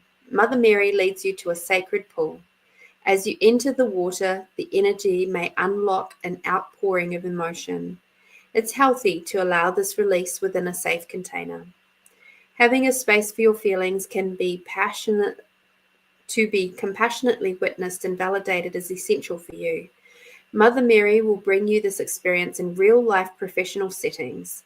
In miraculous ways, the right therapists, healers, and practitioners will materialize. Seeking help to heal your heart is a brave step, yet deep down, you know you've reached an emotional impasse. You can't continue holding the suppressed energy anymore. Something has to give. Mother Mary wraps you in unconditional love, holding your inner child close. All your feelings are safe and welcome. Additional meanings: your physical symptoms will improve as you heal suppressed emotions. Just listen to a friend's feelings without trying to fix or resolve their problems. Bereavement or grief counseling will help you. Your spiritual abilities will unlock as you heal emotionally. Give yourself unconditional love. Your invocation: Mary, hold my hand as I cry healing tears. Lead me to the perfect spaces for processing my emotions. Okay? So she's with you. She's supporting you. And you can absolutely lean on Mother Mary. And she's been one of my mentors for a very long time. Her and Mary Magdalene, many years now. They've been with me. So enjoy. Very potent. She's a very powerful ascended master.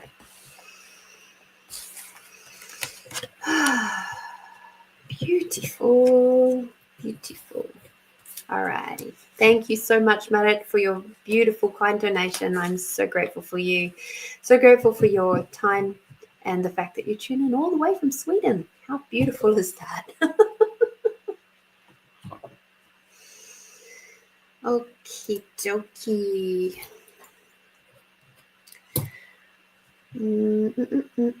Now, Terry, you have been talking up here about, where is it?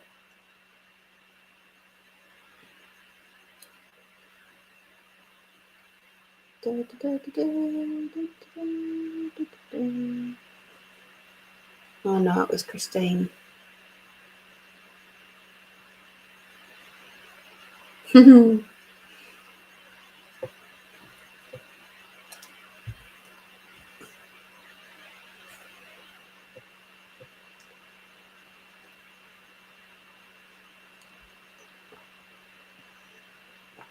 Okay, righty-ho.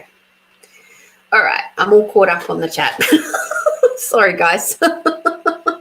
just checking to see if I actually required to speak out loud, any of that stuff. But no, there's just some nice little chit chat happening over onto the YouTube side between Christine and Terry, which is really lovely. Christine is saying to Terry that she has those oracles and have been using Kali oracles to invoke her assistance with what I have been witnessing. And of course, Terry has the Kali Oracle deck by Alana Fairchild. So beautiful. Alrighty, so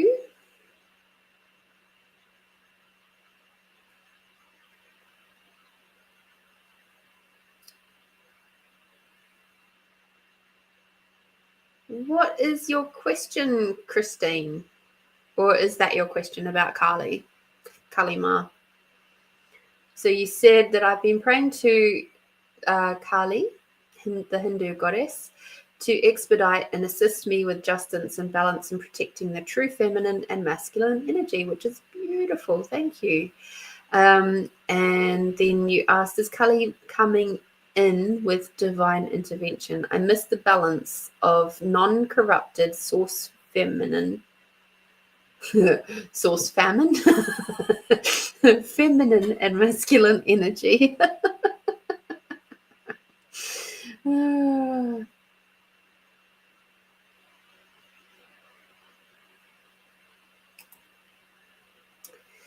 So is Kali coming in with divine intervention to expedite her assistance? Whose assistance?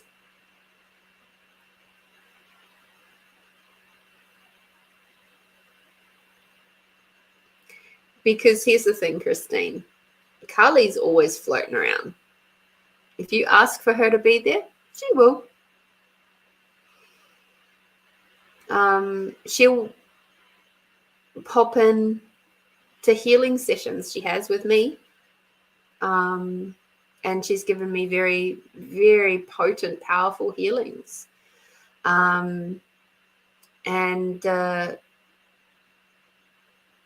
If you've been praying to her, she'll be with you. She'll be there. And she's incredible. Like, her story is quite a potent one. Kali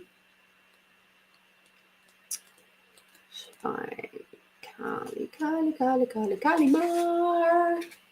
So she is the goddess of both life and death. And she's I'll just read this first little bit out. So it goes, she is a fierce powerhouse of the creative feminine life force, or Shakti energy, the ultimate spiritual transformer. Kali confronts you with your darkest fears while simultaneously activating your eternal light. Her razor-sharp swords destroy everything that isn't authentic, and her skulls represent the death of the ego.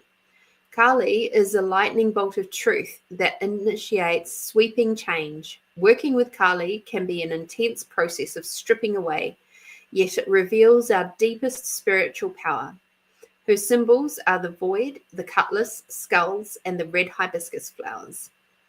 When everything turns upside down, the rug is swept from under you, and the shock of the unexpected reverberates through your entire being, it's likely that Kali Ma is at work. Nothing feels certain right now, and you may feel vulnerable, raw, and confronted with your deepest fears.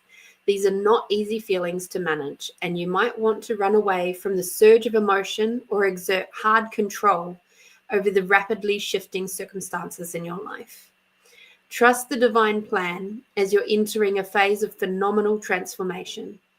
Kali leads you to an empty, stripped back space, bringing you face to face with your naked truth. You may see who you really are.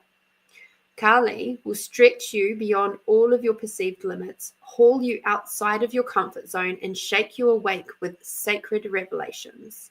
Your ego will fear her. but no other goddess sees your spiritual potential quite like Kali Ma. You may be facing a cycle of intense life shifts, but remember, you'll never be given anything you can't handle. Even though life may feel unraveled right now, Kali always has your back. Steer fearlessly into the void. The time has come to be nothing less than your spectacular true self. Taking it one day at a time can help you through a personal loss or dramatic change, and this situation is a blessing in disguise.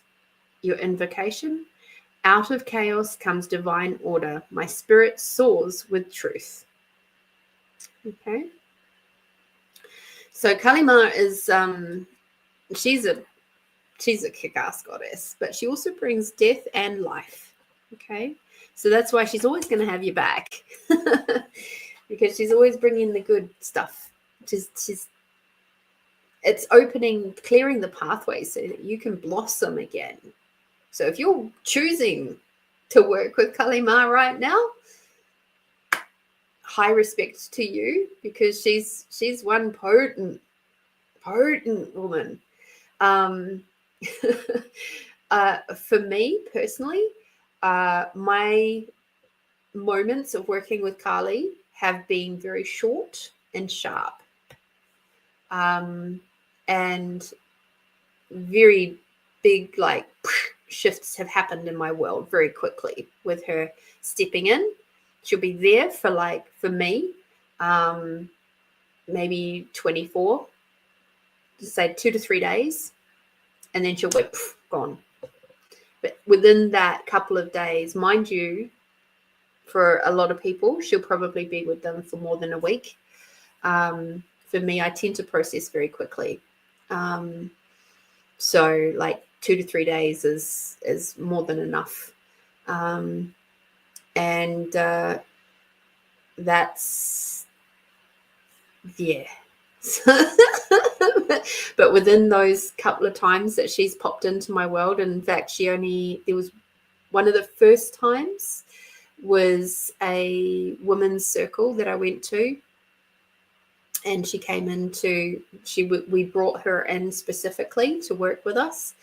And because as many of you know, Kali Ma, she's probably one of the most recognizable, besides Mother Mary, one of the most recognizable goddesses out there, I would say. There's certainly plenty that don't. She's not always like this, but she's actually got a very, very long tongue. And there's a whole story about why she has a long tongue. But Kali Ma is an incredible being. And in this healing that I had, she basically came in and underneath me and cleared out, like literally sucked and licked away all of the shock, trauma, heartache, pain, anything that I had left remaining in my reproductive organs, I'm going to put it that way, from every single little drop. And it was the most strangest thing that I've experienced in a energy healing session in a very long time. It was, afterwards I felt like, what the fuck just happened? And yet there was a very significant, profound shift within me after that, of going, whoa, like, and I stopped choosing from places of fear in relation to relationships. I no longer feared being by myself. I no longer feared being in a house by myself. In fact, it became a refuge. And I can put that down to that particular healing that I had. It was like, it was such a big shift in my mind of how I approached relationships from there on forwards. And if something popped up, a relationship popped up into my world that was not working, or if it brought in fear or started to bring back the stuff that Carly had dealt with, it didn't sit well with me, and I very quickly moved that relationship off. So I have worked with Immaculate Heart of Mary, so nurturing and loving with the current situation is intense with dealing with other energies, entities, beings. Yes. Yeah, Carly is, she's powerful. Powerful. Definitely. She's incredible. I wonder if I think my other one would have her in there as well. Let me just see if I can get a different picture of her. Just double check she's in here. I'm pretty sure she would be.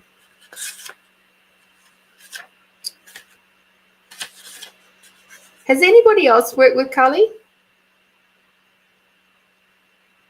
She certainly is. And if you have, what's been your experience with her?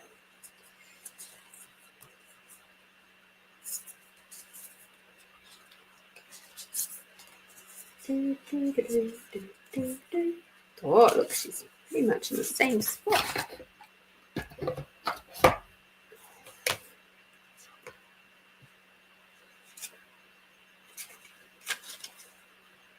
Mm, 64.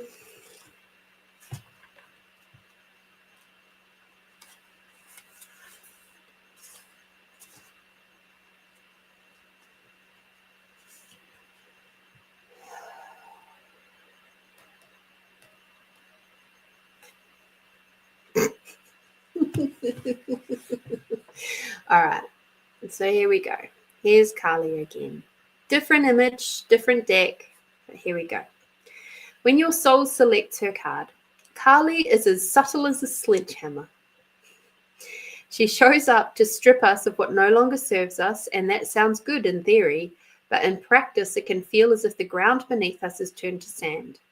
All those illusions about ourselves, especially what we think we're capable of, suddenly dissolve beneath us. When Carly sweeps in, we can easily slip into that feeling like a victim. It can feel as though our events are happening to us rather than for us. Carly doesn't want us to waste another precious second being someone we are not.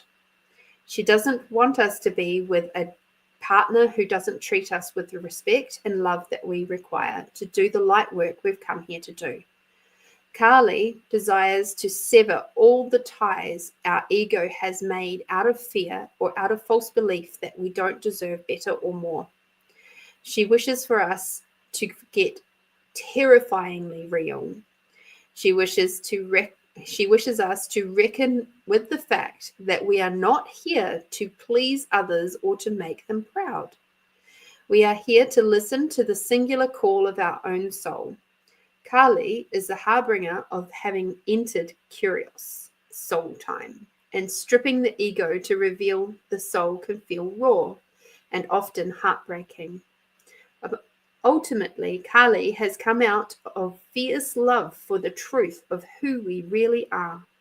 She is giving us the opportunity to choose again, to start over, and this time from a place of tremendous wisdom and strength, our vulnerability. She lets us begin again from the bare bones of truth of who we are. Your soul voice meditation. What is falling away from my life right now that no longer serves me? Your intention, I release all that doesn't serve me. It's time to be the truth of who I am. Okay. So Carly, she's full on.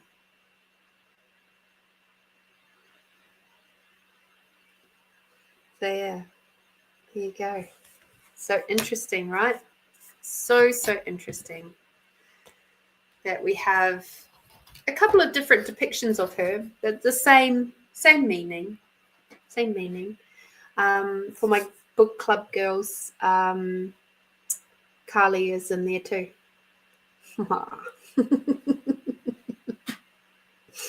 So, yeah, we'll be working with her again, which is exciting. Pretty sure she is. Yes. So, yeah. Do you have anything else that you would wish to know? Because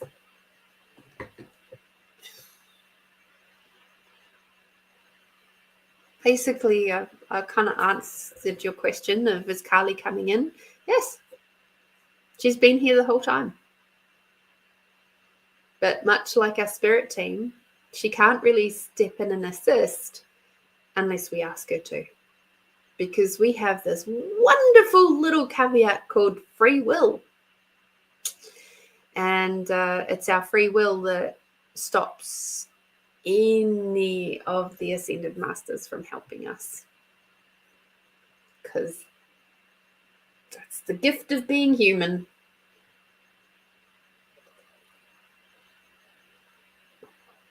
At the end of the day, she still has to have permission. So, for example, with the healing that I received with from Melinda, actually, Carly stepped into that healing. And because there was a lot of pain happening across the top of my right shoulder, my right hip at that time. And but she couldn't take it unless I gave her permission to do so. And she stood there and waited. She's like, it's up to you. I can take it if you'll let me.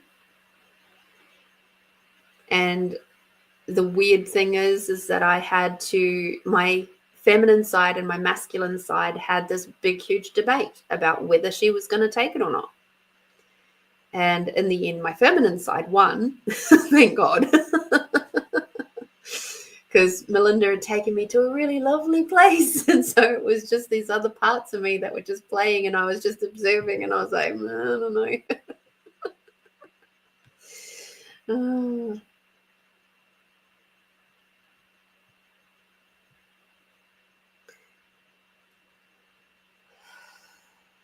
Okay.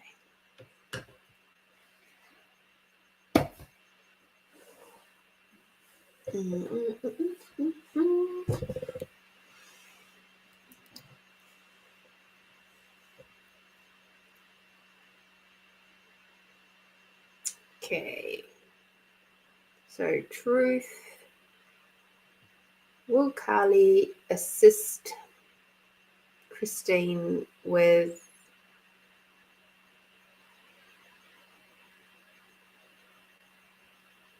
her dad's situation?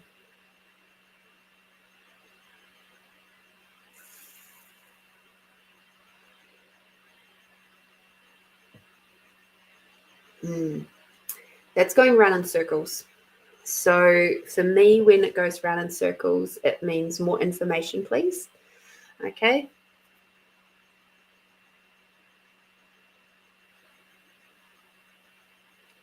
So truth.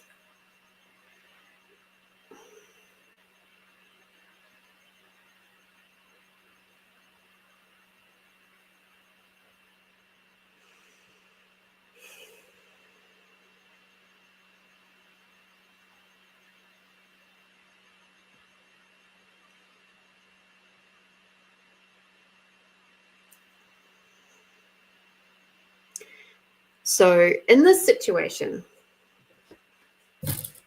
because what I'm getting is you can't send a goddess or a god or anything else to do anything to anybody else. What I was getting, and this is why it was like round in circles, right? When you invoke Kali Ma, she is there to help you personally. Okay? So whatever is coming up for you in relation to your dad's situation, She will help you with that. I can even just double check. I've moved the box away, but I'll double check. So Truth, Kalima, will you help Christine with issues that relate directly to her? Yes. That's come back a very strong yes. Okay. So,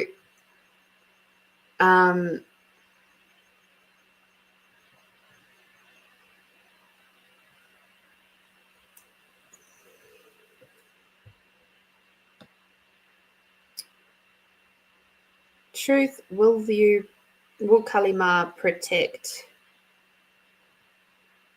Christine from Dad's girlfriend? No.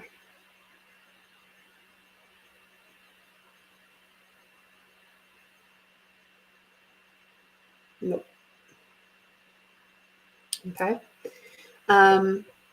Because that's not her job. Her job is to reveal what you're using against you to hurt yourself and to take that away, or what you are using internally to hurt other people that you wish to now let go of. Okay, that's Kalima's role. She's not there to help you, hurt other people or make them change or anything like that. That's not her job. It's not any of the goddesses' jobs or the gods' jobs or guardians' jobs or your guides or anything. Okay? The only beings that have ever had those kinds of jobs are demons and entities. Okay? Now, I don't recommend you start playing in that game because that adds a whole bunch of shocking trauma for you. Don't go there. Make sure that you're doing the best you can for yourself. So if stuff starts coming up that's related to you for you, yes, she can help you with that. Internal shit, like emotions and trauma and all that sort of. Yes, she can help you with that stuff. She will not help you hurt someone else. Okay. From what you've been saying there, you've got the documentation. Maybe it's time to take that to the legal point. Okay. I'm sorry that that's happening. Some people are just absolute wankers, but also keep expanding out. All right. It's not just about being love and light. It's about being pragmatic. Okay. You got this. Thank you. Thank you for your generous donation, Christine. So grateful for you, and good luck with everything.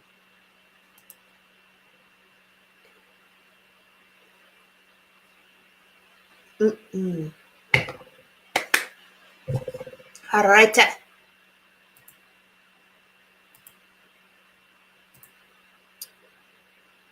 Okay. Where am I at? 2 hours. Okay. Do you wish to do? Nope. All right. Apparently, we're up to meditation time. Awesome.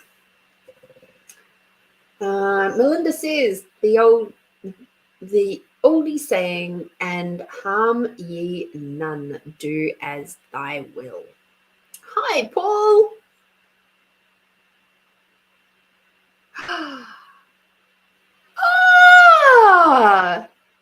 Check this out, everybody.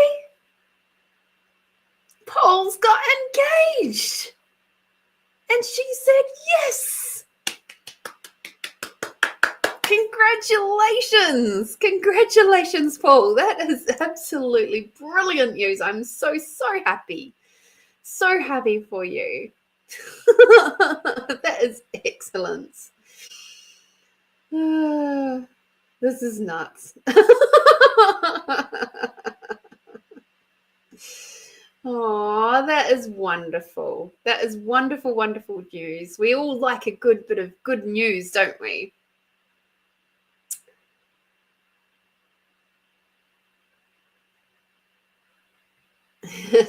Melinda says, congratulations, Paul and Lillian. Oh, that is fabulous, fabulous news. Do you have any idea of where you might get married? I know it's very early. It's one of those, my family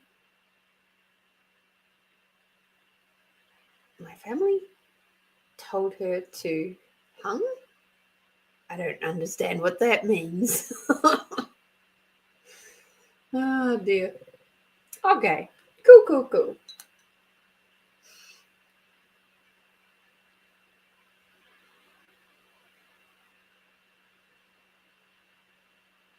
Nope. Still not quite catching your meaning yet, Paul. I'm not sure of your spelling. Have you had a few too many celebratory brewskis?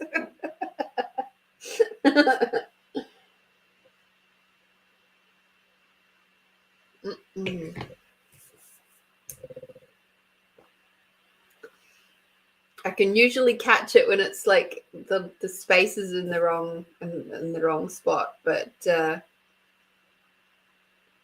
that's just fantastic news, though. Well done. And you can guarantee that as soon as you get married, people are then going to start asking, so how long is it going to be till you start having children? Oh, people are so funny. I had that with my first marriage, and I'm like, dude, I've only just gotten married. Give me a chance. It's like I'm trying to take a breather here.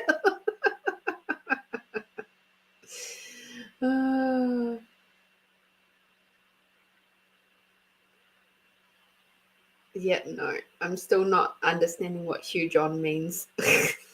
Hug on. Does anybody else understand what Paul's trying to say? I don't understand. It's obviously funny. I'm not sure. They told. I can understand the word told. Good old dyslexia kicking in. If you're here next, hang on.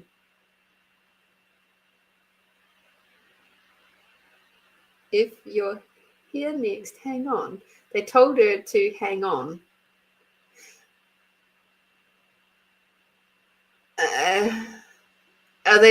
Did they say like, yeah, fucking go for it? I'm gonna put that in Aussie terms. Don't let this one slip you by. Get in there.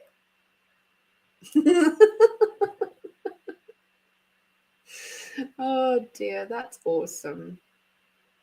Well, big congratulations all the way from the other side of the world. So well done. It will be the ride of her life. Hold on. Okay. Right. Okay, I got you.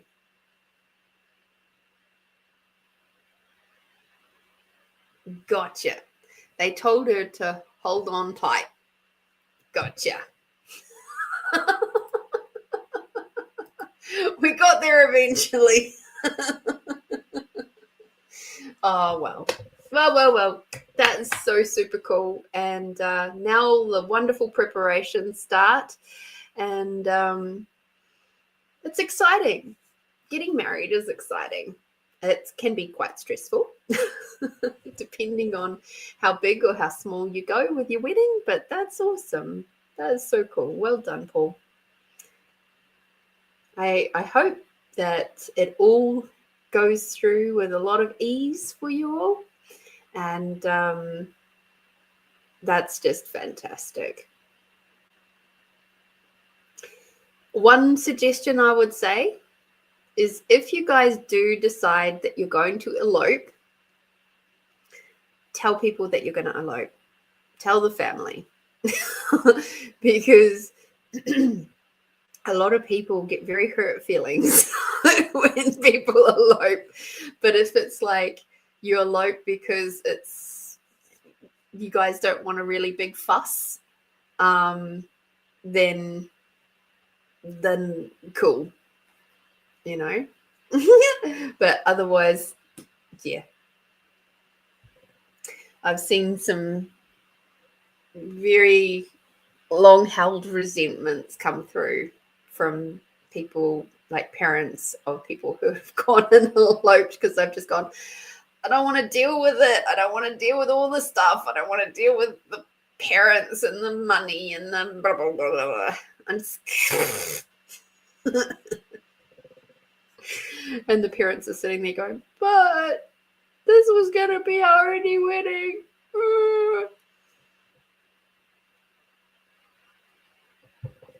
We were looking at June 6th, my grandmother's birthday. She passed on years ago. Cool. Well, that'll be a nice day to remember your grandma, and also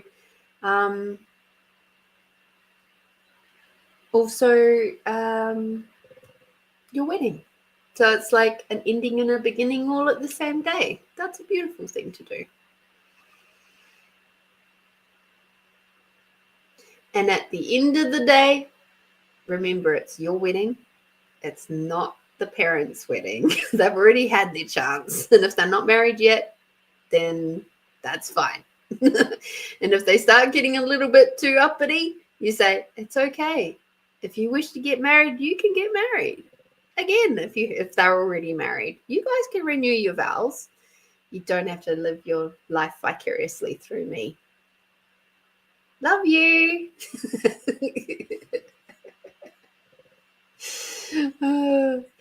Can you tell I've been through the marriage thing twice?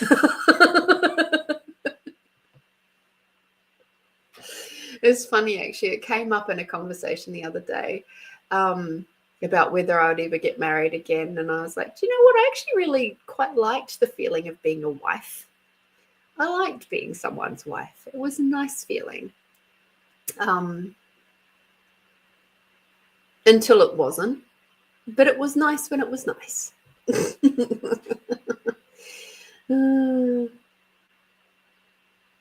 Oh, Paul just said, if you come to the USA next year, you're welcome. Oh, thank you. Mum and Dad are gone, and her mum and dad. Oh. So have either of you got your parents? So I'm reading that as your mum and dad have already gone, but and her mum and dad are where? Are they there? Not there?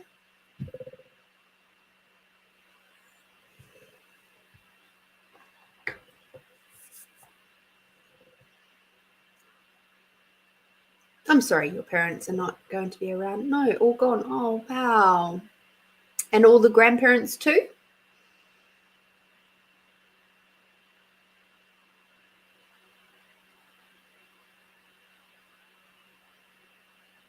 Well, in that case, you guys are going to have a fabulous time. And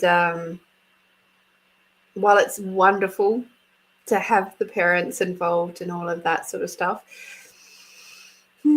I think you guys will have a great time. You just have your two sisters. Cool. I'm sorry your parents weren't there to see the happy day.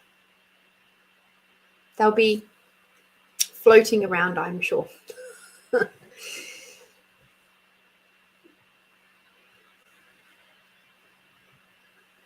Oh, beautiful. Alrighty, well, I'd best get back to doing this wonderful meditation. Thank you for sharing your happy news with us, Paul, and I'm so grateful for you sharing that with us at this time. It's been a fun week, hasn't it? It's I feel very grateful that you would deem us special enough over here to share your beautiful news with. So thank you. All right.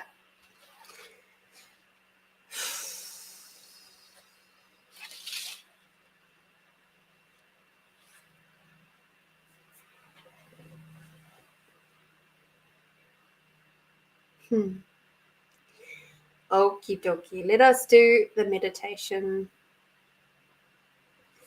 I'm just going to put that on silent so it doesn't bling blong, because it's very irritating when it does that in the middle of our meditation. Okay. That was the other reason why I had to see that.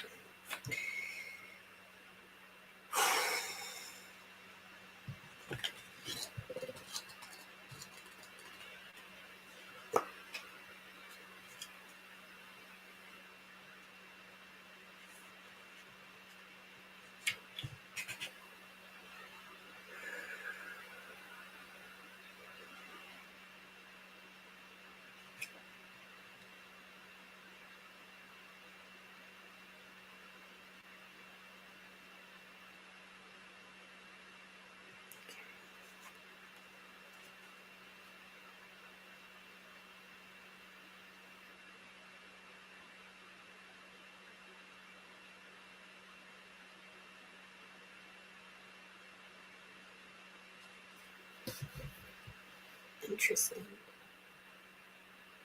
I love it when I slip into this space, because it's like I'm getting all of these different elements. It's kind of like baking a cake. And night, Melinda, big hugs. And as all of these different little elements come together, I get the energy of where we're going to go, the flow, the recipe, if you like, of how it's going to come together. Sometimes I start getting the elements come through earlier in the day. Sometimes it's more of what themes have come through while we've been chatting. Tonight, though, it's like there's what we had as our weekly reading is kind of the introduction as such. And then now we're going to move into the next part. And we are going to be working with Bridget. So Bridget is an Irish goddess, or she's known for being an Irish goddess. And she is, I'll just read the little blurb out of this book. And it's, you are a healer. Trust the healing energy of the goddess. Cross the threshold. Bridget is the Irish goddess of fire, water, healing and medicine, poetry and smithcraft. Her name means fiery arrow. Legend says that when she was born, a flame reached from her head to the heavens. Her feast day, Imbed, on 1st of February, heralds the beginning of spring. Her symbols are the threshold, the hearth, sparks and flames, holy wells, snowdrops, and the bride's cross made of reeds. Okay.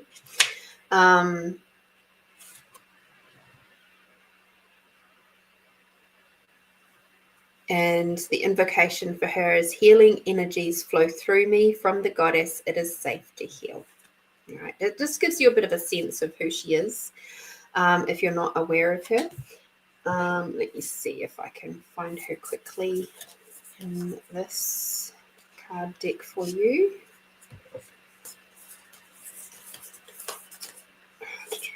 Oh, no, that's Pona. That was last month.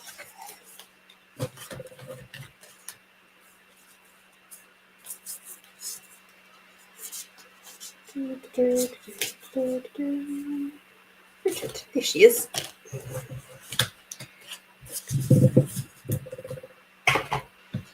So that's Bridget there. Okay. She's beautiful. So just pop that. Aww, Paul. Thank you. I feel honored. So there's Bridget. Okay, so Bridget, just pop her into your brain, pop her into your little mind's eye.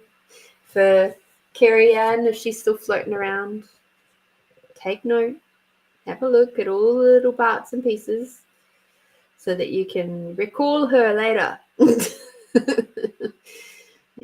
Down to the beautiful Celtic knot at her throat and the cross, the woven cross. Her magic, her healing, her hearth, even her hair, when you look at it from certain angles, looks like it's on fire. Okay. So we're going to keep that in our focus while we move through the healing today. So once again, we will be going up to Theta because it's just the most perfect place for a lot of different healings. Okay. So close your eyes now. Take a big, deep breath in. And breathing out.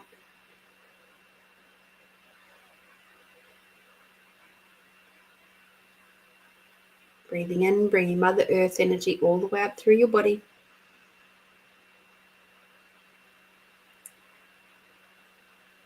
Breathing out, bringing Father Sky energy all the way down. Breathing in, bringing Mother Earth and the unconditional love all the way up. Breathing out, bringing Father Sky energy all the way down. With the gratitude for everything and everyone. Now imagine that there is a bright white opalescent light shining into your heart space. And this bright white opalescent light moves down your body, through your legs, all the way down through the earth, through the center of Mother Earth. Curls around the center of Mother Earth and then moves all the way back up again.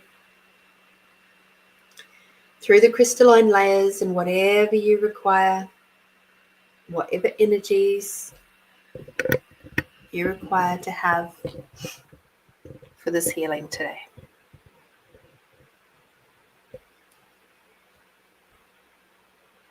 The beautiful bright white opalescent light moves up through your legs, through your body, all the way up, through the crown, where it creates a big bubble above your head. And now you're inside that bubble and you're floating up higher and higher, beyond the earth, beyond the golden light, beyond and through the rainbow jelly light clouds, and through the pink misty clouds, through the big, big opening of the seventh plane, of the theta plane, going through that opening until you're completely surrounded by the bright white opalescent light. Take a big deep breath in. And as you breathe out, the bubble around you will dissolve. Breathing another big deep breath in, bring the unconditional love through your entire body.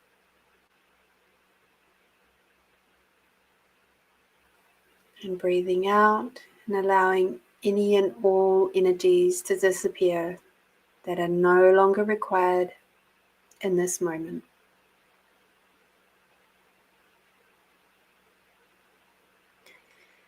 Now here's the thing about the theta plane that you may or may not be aware of. if you've been here a while, you've probably clicked already.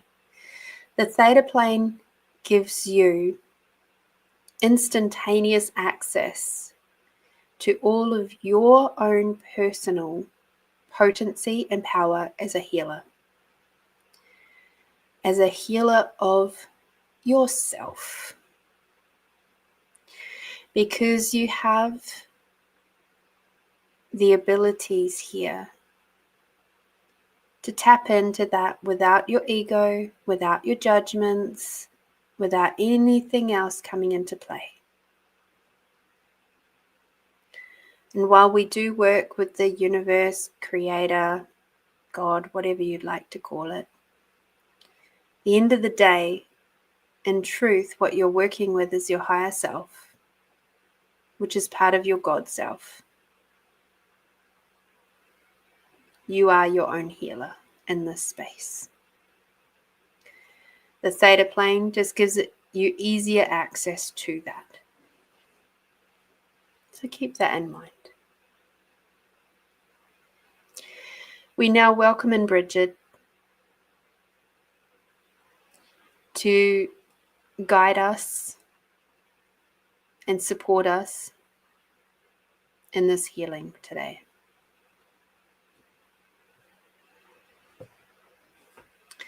We welcome her fiery energy, her potency, her magic, her warmth and her love.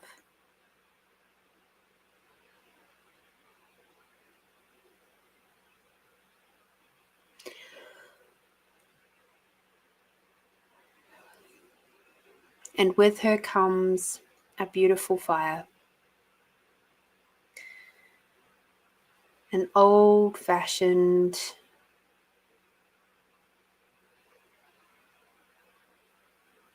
hearth in the ground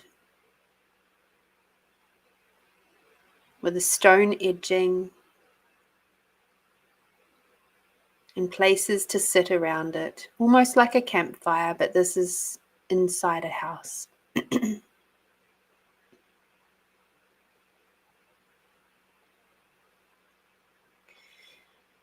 And as Bridget is tending the fire and adding her magic energy to this space, there is a comfort here.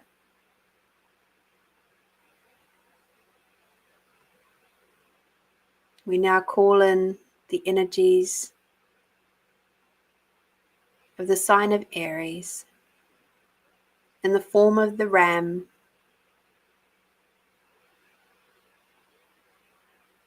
and with those energies welcomes a beautiful blanket made from the wool of the ram. And Bridget takes that and places it over your shoulders, encouraging you to feel the warmth and the safety of unconditional love. And as you look at this blanket, you will see there are patterns woven into this blanket. They are patterns that are relevant to you. They are patterns that are relevant to this time.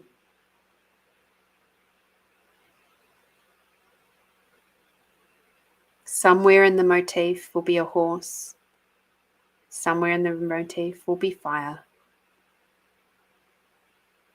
Somewhere in the motif there'll be the sign of Aries, whether that be the ram or even the goddess, the god of Aries.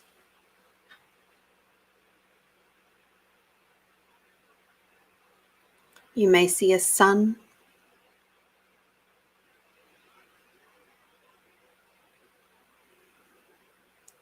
You may see symbols for magic. Whatever is relevant to you will be placed upon this blanket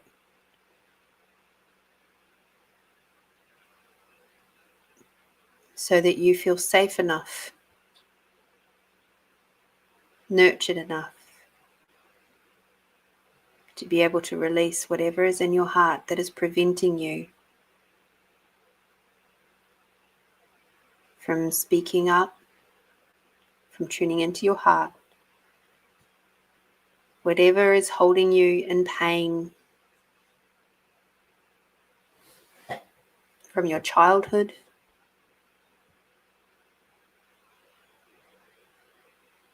this moment, this blanket, the presence of Bridget, of your spirit team, because they are always with you, whether you can see them or not. If your spirit team would like to come forward now and sit in circle with us,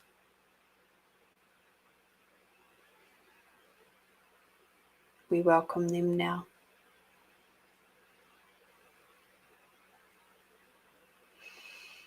Take a moment to look around your circle and see who is present today out of your spirit team.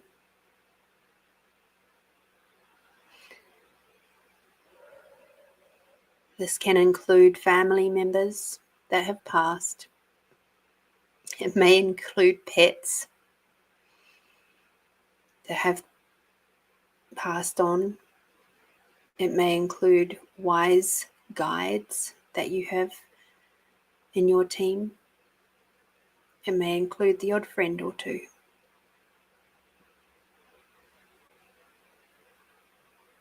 Smile and acknowledge each one.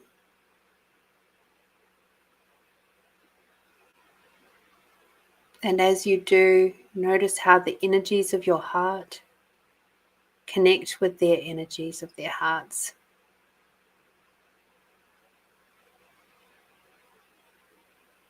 And in doing so,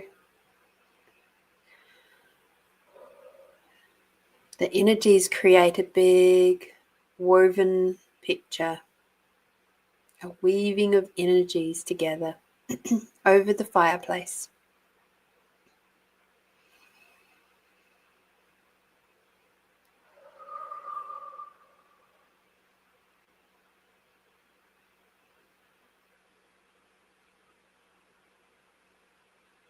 And while the action of holding hands may be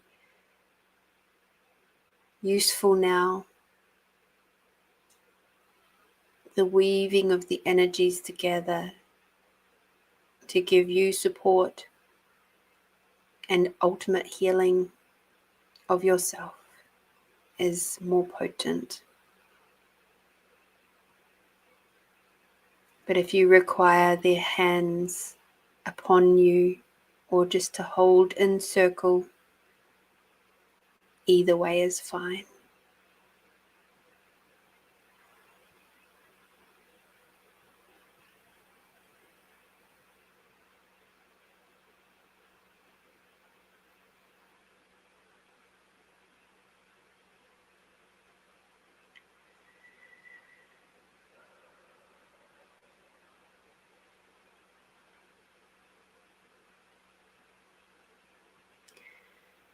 Repeat after me, please.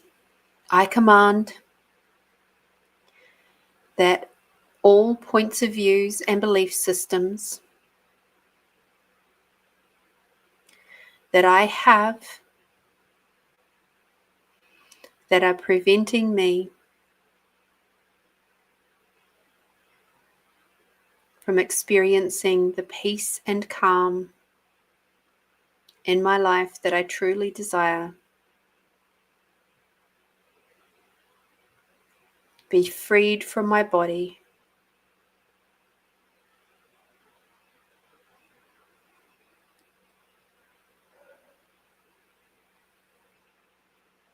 so that I may once again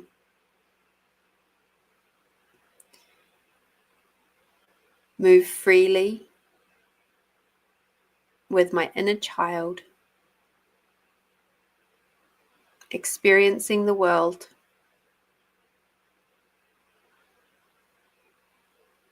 that includes magic and lightness and passion and happiness and enjoyment.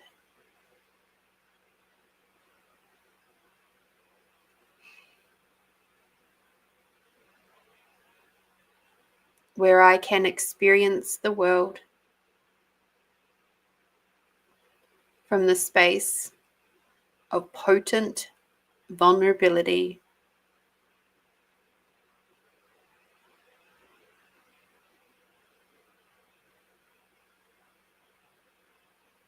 receiving support and kindness from others with ease.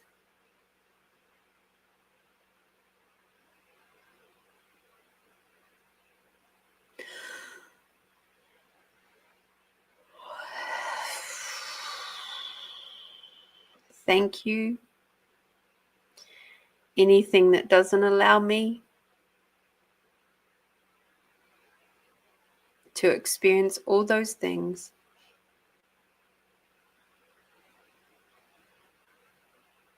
I now let it go.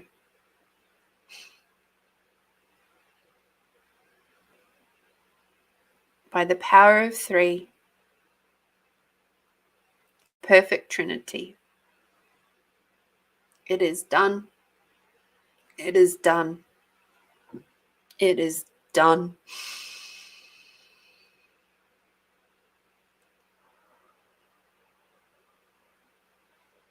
And with that,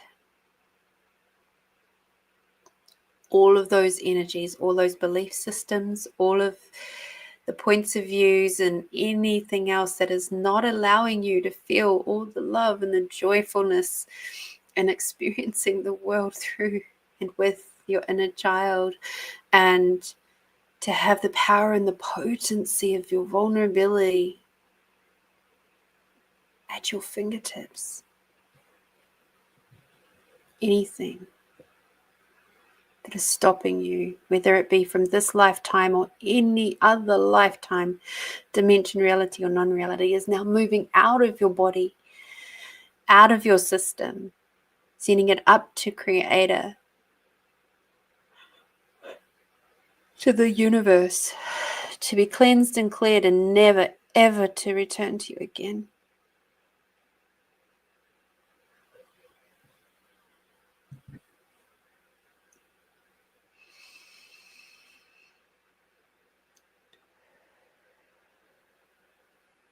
Take a big deep breath in.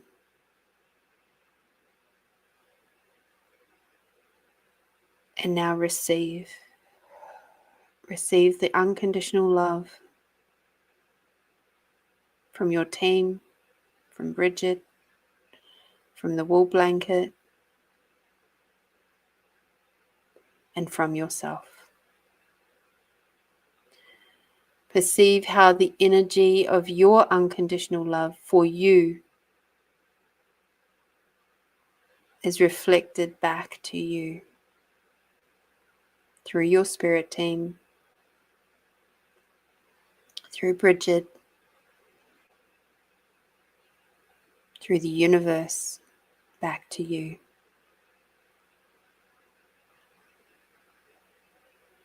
All of your own kindnesses that you've been for other people, you can now see with absolute clarity. Every time you have made somebody feel happier and helped ease their pain with your presence, with your words, with your emojis and messages of love and support, your very presence. Receive back now how much of an impact that has made on everyone else.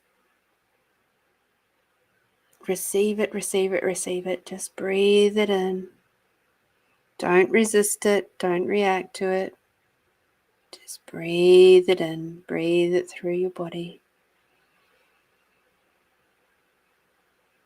Feel the goodness of what you have already been putting out into the world.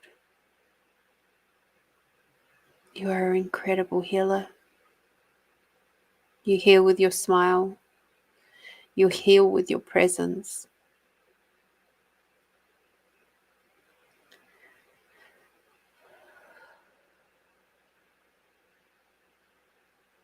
You heal with your gestures, your skills, your talents.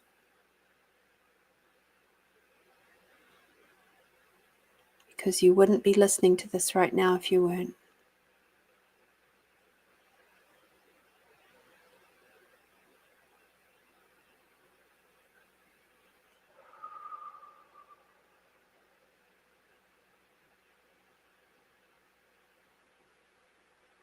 Just keep receiving that energy. Feel it being amplified by your spirit team as they reflect back to you all those times.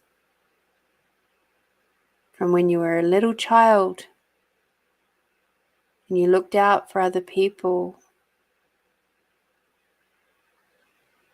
or you just observed and maybe reached out a hand, or you smiled when somebody else, maybe an adult, was feeling their lowest and couldn't speak to you. But you still felt their pain and you smiled anyway. And not out of malice, but out of kindness.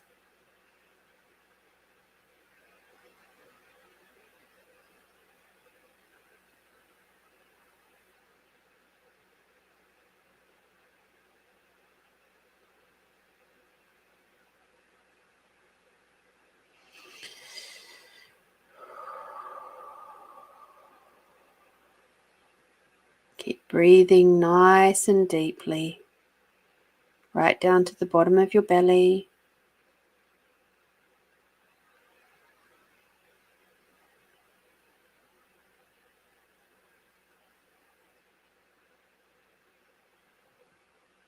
And now with every heartbeat, perceive the energy rippling out of you once more. The energy of unconditional love and kindness and gratitude, rippling out over the planet, over all of your friends and loved ones, over your family, even if they've been estranged. Perceive that energy flowing out of you, rippling over the entire planet, over all of your lifetimes and dimensions, realities and non-realities, rippling out.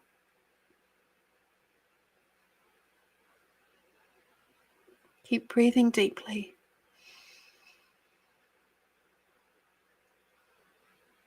Keep breathing deeply.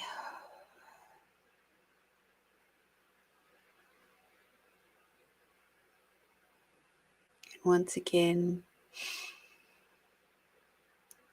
perceive the unconditional love of your spirit team, standing strong with you.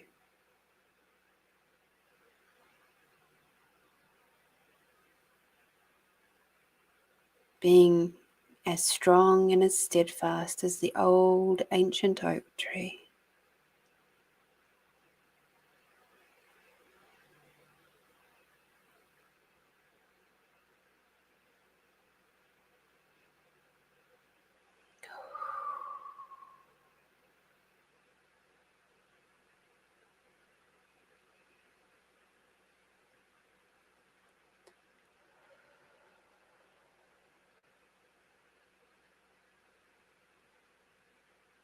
And with that,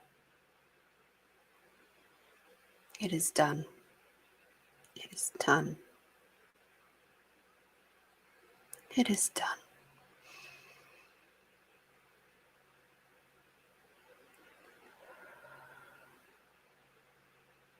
May you have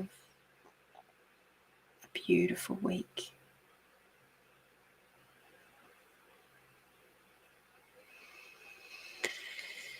With that, your spirit team gathers you round for a big hug.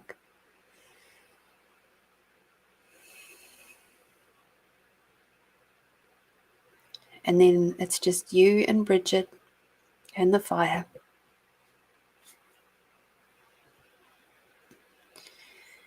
And Bridget holds your hands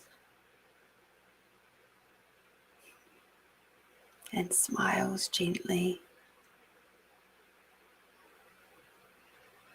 reminding you can work with her anytime.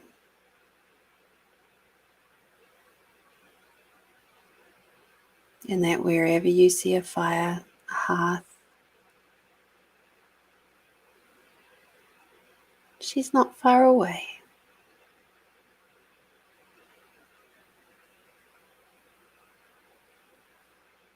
Her intense gratitude and appreciation for you and all the healing that you do with your very presence in the world at this time is appreciated and valued.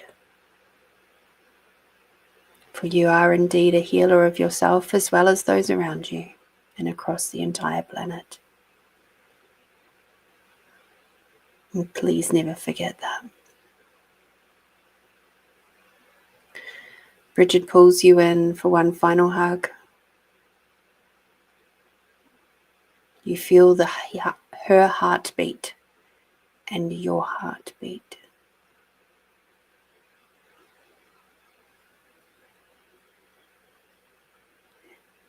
And now as Bridget pulls away,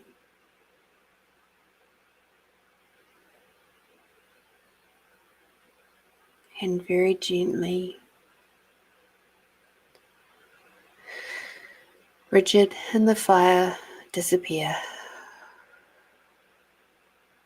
And you're in the seventh plane once again, surrounded by unconditional love of the theta plane, of your higher self, of your inner child.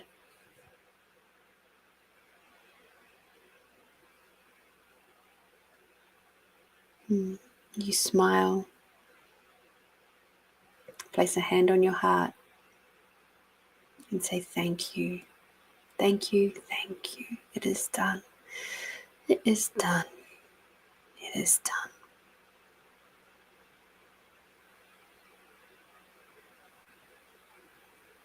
And now we float down out of the theta plane, through the pink misty clouds and through the rainbow jelly light clouds, through the golden light, back to the body, where everything that we have just done is integrated deeply into every cell and molecule instantaneously.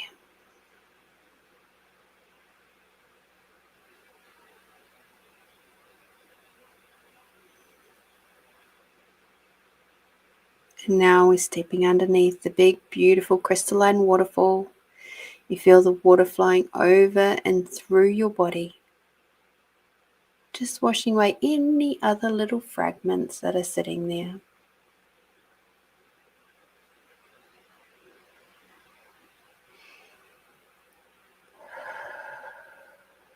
And now stepping out onto the big, warm river rock, you feel the warmth of Mother Earth underneath your feet. Take a big deep breath in and out. Take another big deep breath in, bring Mother Earth energy all the way up through your body. Breathing out, bringing Father Sky energy all the way down. Bringing Mother Earth and the unconditional love all the way up. And finally, Father Sky and the gratitude for everything and everyone all the way down.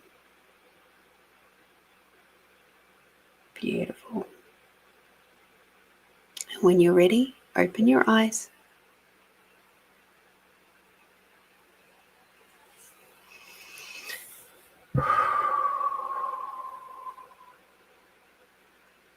For self-care, please now drink some water. Pop a little bit of salt in there, preferably Celtic sea salt or Himalayan.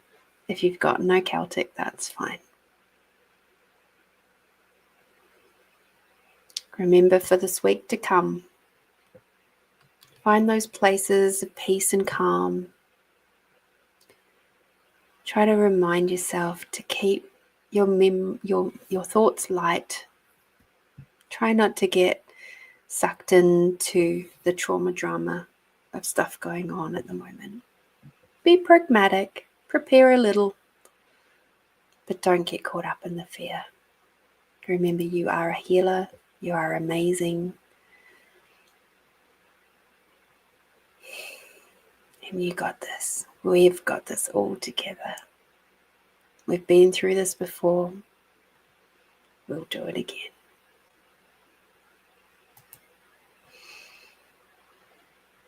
And with that, get out there, do something tasty for yourself over the weekend, do something nice and fun, enjoy that energy of the inner child. Until I see you next week, be bold, be brave, be you, my beautiful friends. Bye-bye for now.